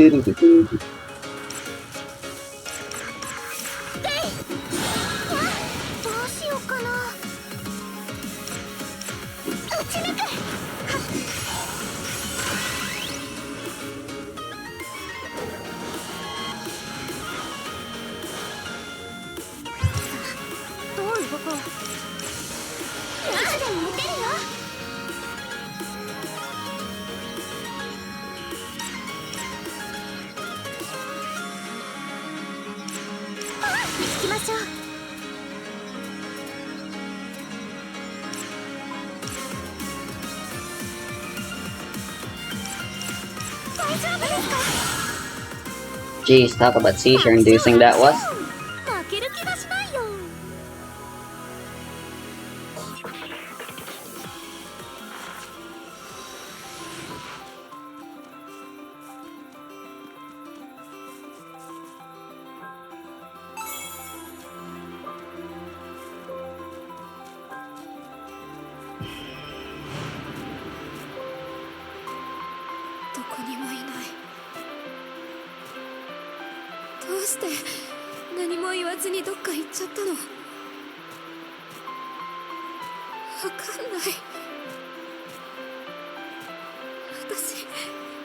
勇気がわかんないよ。勇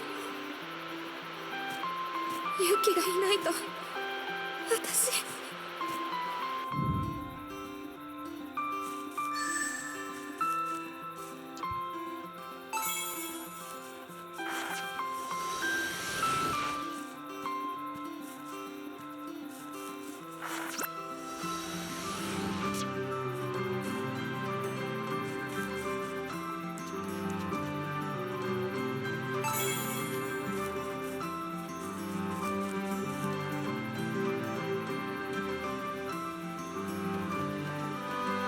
すごい景色。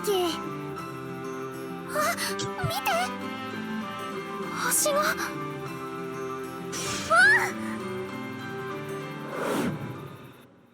私は勇気のことを、金城家のことを知る人を探した。調べ始めて1週間経った頃、ようやく一人近所に住んでいたという女性と出会った。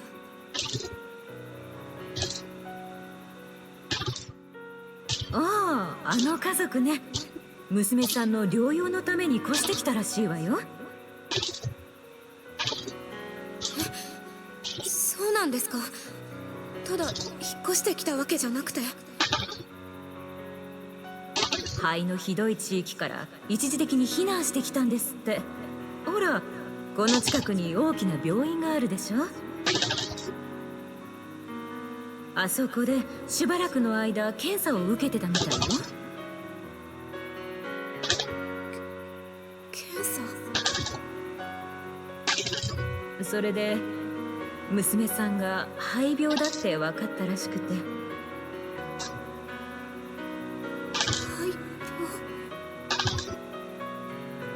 専門の治療を受けないといけないから、親御さんも合わせて別の施設に転居になったって。施設って。ごめんなさい、そこまでは。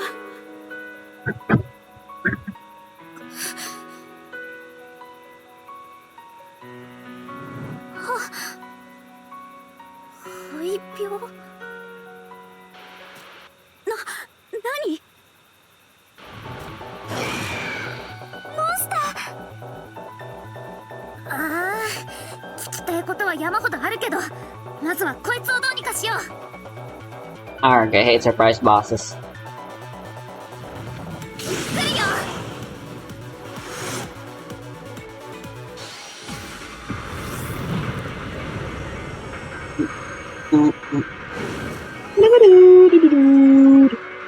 手強そう。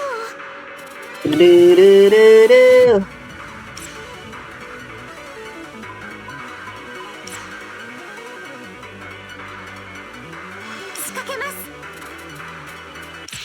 大丈夫ですか？よし、私の番。どうしようかな。打ち抜くよ。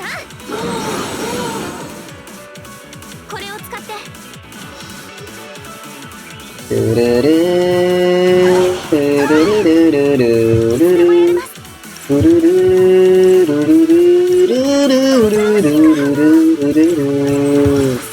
私の番。打ち抜く。い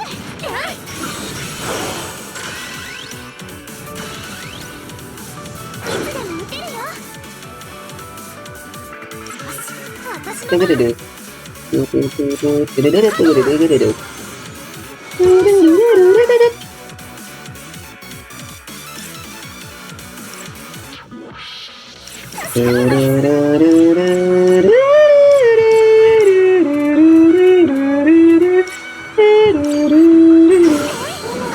番。私が支える。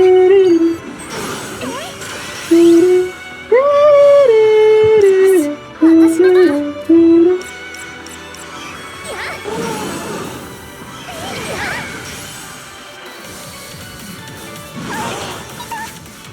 行きましょう。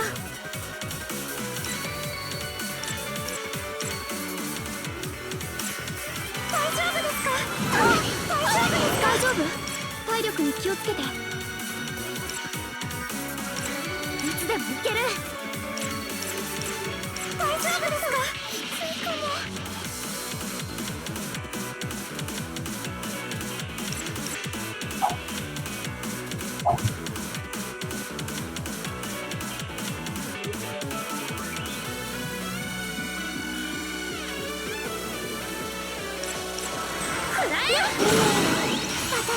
戦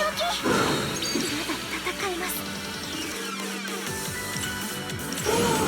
さあこれを使っていつでもいける。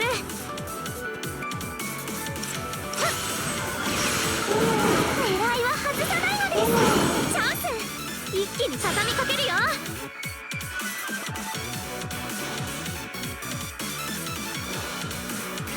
私が支える。さあどういうとこを。いつでも打てるよ。行きましょう。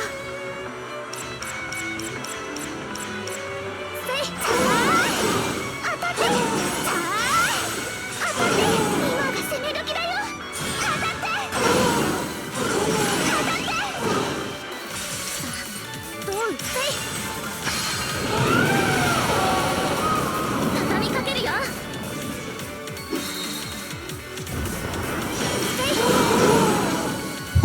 切った。死神に祝福を、弱き者に覚悟を。この鎌で全てを刈り取る。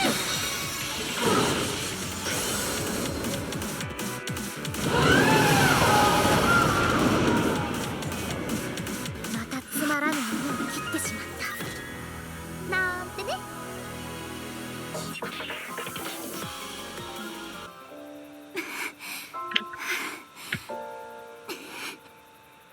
どうにか。レナさん、それに勇気も。思い出した。私はユキのことを聞いて、すいません。ここにユキ、金城ユキって女の子が来てたはずなんで。申し訳ございません。どちら様？その友達の宮内です。宮内。ああ、あなたが。まさか本当に来るなんて思わなかったわ。今ユキはどこに？ごめんなさい。患者さんのことは教えられないの。そんな。ただ、ゆうきちゃんから手紙を預かってる。きっとあなたが来るだろうからって。はい。私のことは忘れて。レナのことを好きになってくれる人はきっといる。ユキ。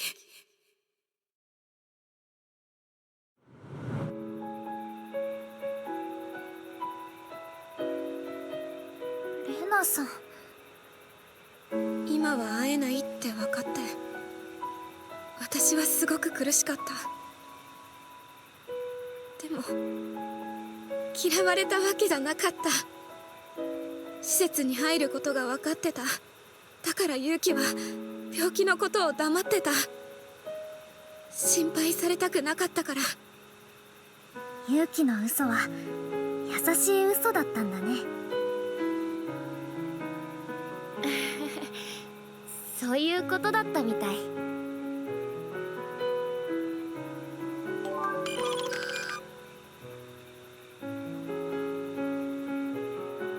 Oh, whoops.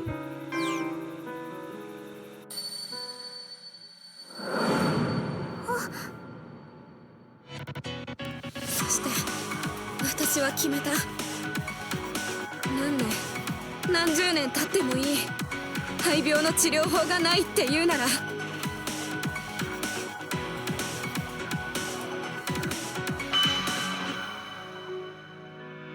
私が見つけて勇気を治してやる。 Oh, that's true love right there.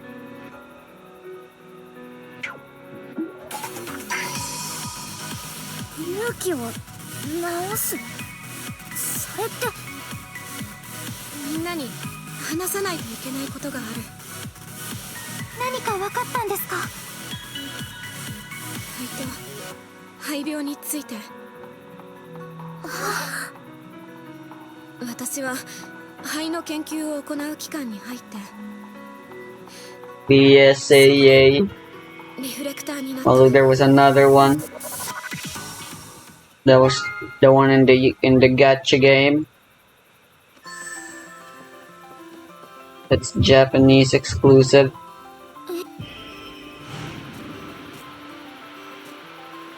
引っ越し？そう。すまないね。すみません。近所？本当ですか？はい。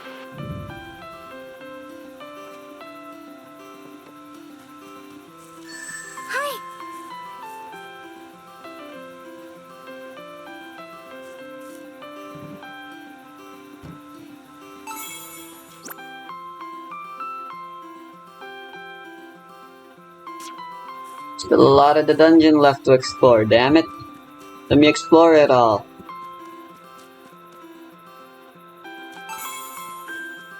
Probably gonna have to come back here every now and then for a quest or two.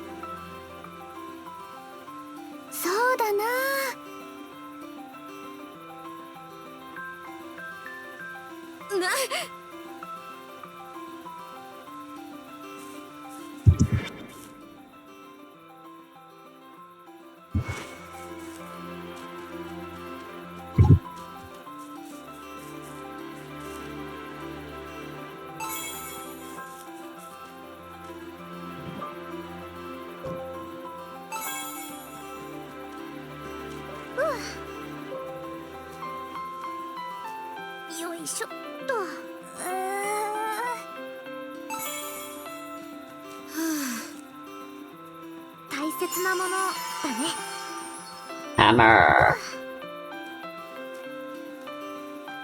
よいしょっと。負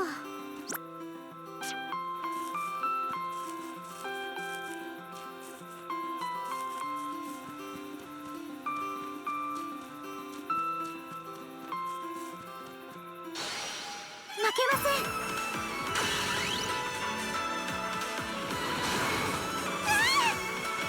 Okay then. 取っておこう。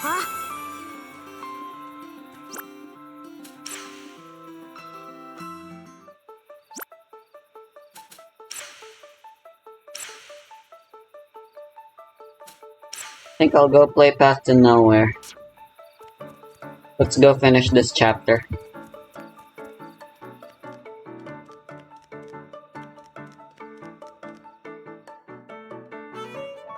私があの後リフレクターになるまでの話、順を追って説明する必要があると思う。勇気と離れ離れになっちゃって、その後の話ってことだよね。うん。私は勇気の居場所と肺病について調べ始めた。春日さんも言ってたけど、肺病は肺が降り始めてから確認された。だから肺病を専門で扱っている施設もそうして調べていくうちに、肺病を扱っている勇気に会うにはその期間から、そう思って私はその期間がそしたらなぜか検査を受けることになって、私にリフレクターの適性が、そしてこの指輪を渡されたの。思いを。私も訳がわからなかった。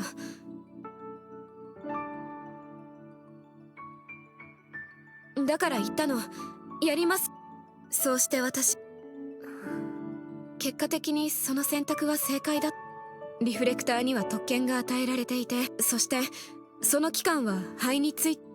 肺を研究する。そう、その名も AASA。Or AASA. 私 Both. も心も私はウツボさんとは面識はなかったけど、多くのリフレクト、金城さんについてはさすがに個人情報のでもたまに目を盗んで資料を漁ってた。肺については何か分かったの？肺は体内を巡る活力、生命力の流れを、人間がそれを吸い込むと発熱や咳に始まり、重症になると体内組織、突如として世界中に降り始めた肺は神様が世界を終わらせようとしている。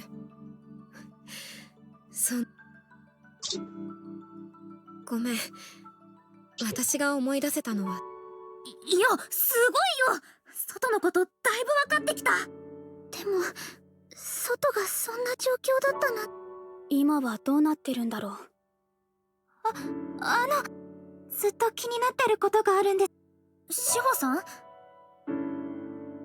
金城さんのことです。肺病は不治の病だったはずですよね。でもここにいる金城さんは元気いっぱいです。発熱や咳の様子もない。それってつまり治す方法が見つかったってことなんじゃ。ASA が肺病の治療法を見つけて。You know, you were probably a part and a founder for AASA, Yuzu. はい。At the very least, Psyche Yuri 金城さんと再会できたか played a big role in the organization. 少なくとも A group of high school kids. 交代なのは紛れもない事実ですよね。確かにそうかもしれない。だとすれば外の世界にもまだ肺に対する対抗策があるってこと。でもそしたらどうして私たち。確かに対抗策があるなら避難する必要はないですよね。肺以外の脅威があったってこと？肺病は治せても肺が生み出した怪物は倒せ。クラックから現れた怪物か。すいません、ぬか喜びさせてしまいました。とはいえ ASA はこの世界の真実に近いところにいたはず。 ASA がリフレクターを探していて、そして今ここに集まっているのも。なるほど。じゃあこの調子で他のリフレクターや記憶を集めていけば、いずれ ASA に、そしてこの世界の真実にたどり着けるかもしれない。ようやく道が見えてきたかもしれない。Yeah, no, it's not gonna be Yuki's thing yet. It's gonna be Kirara next, and then the Hiyori sisters. Then there'll be a detour with Uta. And then after Uta, it'll be fucking Yuki, then Ao, and then back to Uta. I don't know. The memories, they are hazy. すみません、疑問に思っていたことがあったんですが、宮内さんのことがあって疑問って？私の仲間のことなんです。私を含めて8人のチームだったはずなんですけど。思い出せないって。はい。でも私たちも。そうだね、この世界に来た。ただそれにしては特定の人物の記憶だけ抜け落ちるなんて。 No, it's perfectly normal. Surprisingly, depressingly. それもかもしれない。志保のいたチームについて志保さん、そのチームでの刺激だよ、刺激。学校魔改造計画。そうですね、何か考えてみます。 I thought for sure it was Hinako. But yeah, Shiho and Kirara were part of the group for the gacha game. Fucking Blue Reflection Sun. My bad, my bad.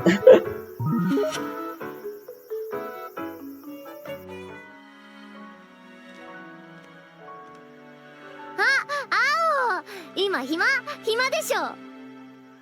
暇だよ。もしかしてまた。マジ今日はサッカーボールとか持ってきたよ。また体力使い嫌だった。望むところ。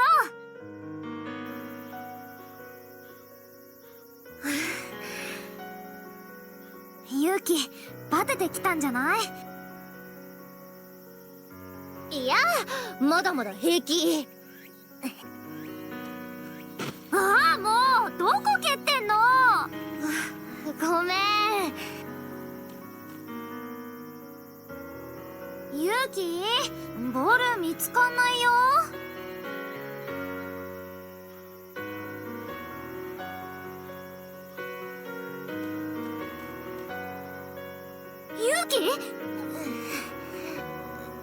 勇気大丈夫？勇気落ち着いた？水飲む？ Why are you laying down on the wrong side? ごめん心配かけて。本当だよもう。何事も全力なのはいいけど倒れちゃったら意味ないよ。意味なくなんかない。ごめん大きな声出して。私がいろいろ全力なのは自分でもなんでかよく分かってなかったけど、ほら私が病気だったって話あったじゃん。もしかしたら私にはあまり時間が残されてないのかも。心のどこかにそんな気持ちがきっとあってさ、今を全力で楽しまなきゃ後悔するって感じたんだと思う。それが勇気がいつも全力な理由？まあそういうこと。心配かけてごめん。でも気は使わなくていいから。明日もまた全力で遊ぼう。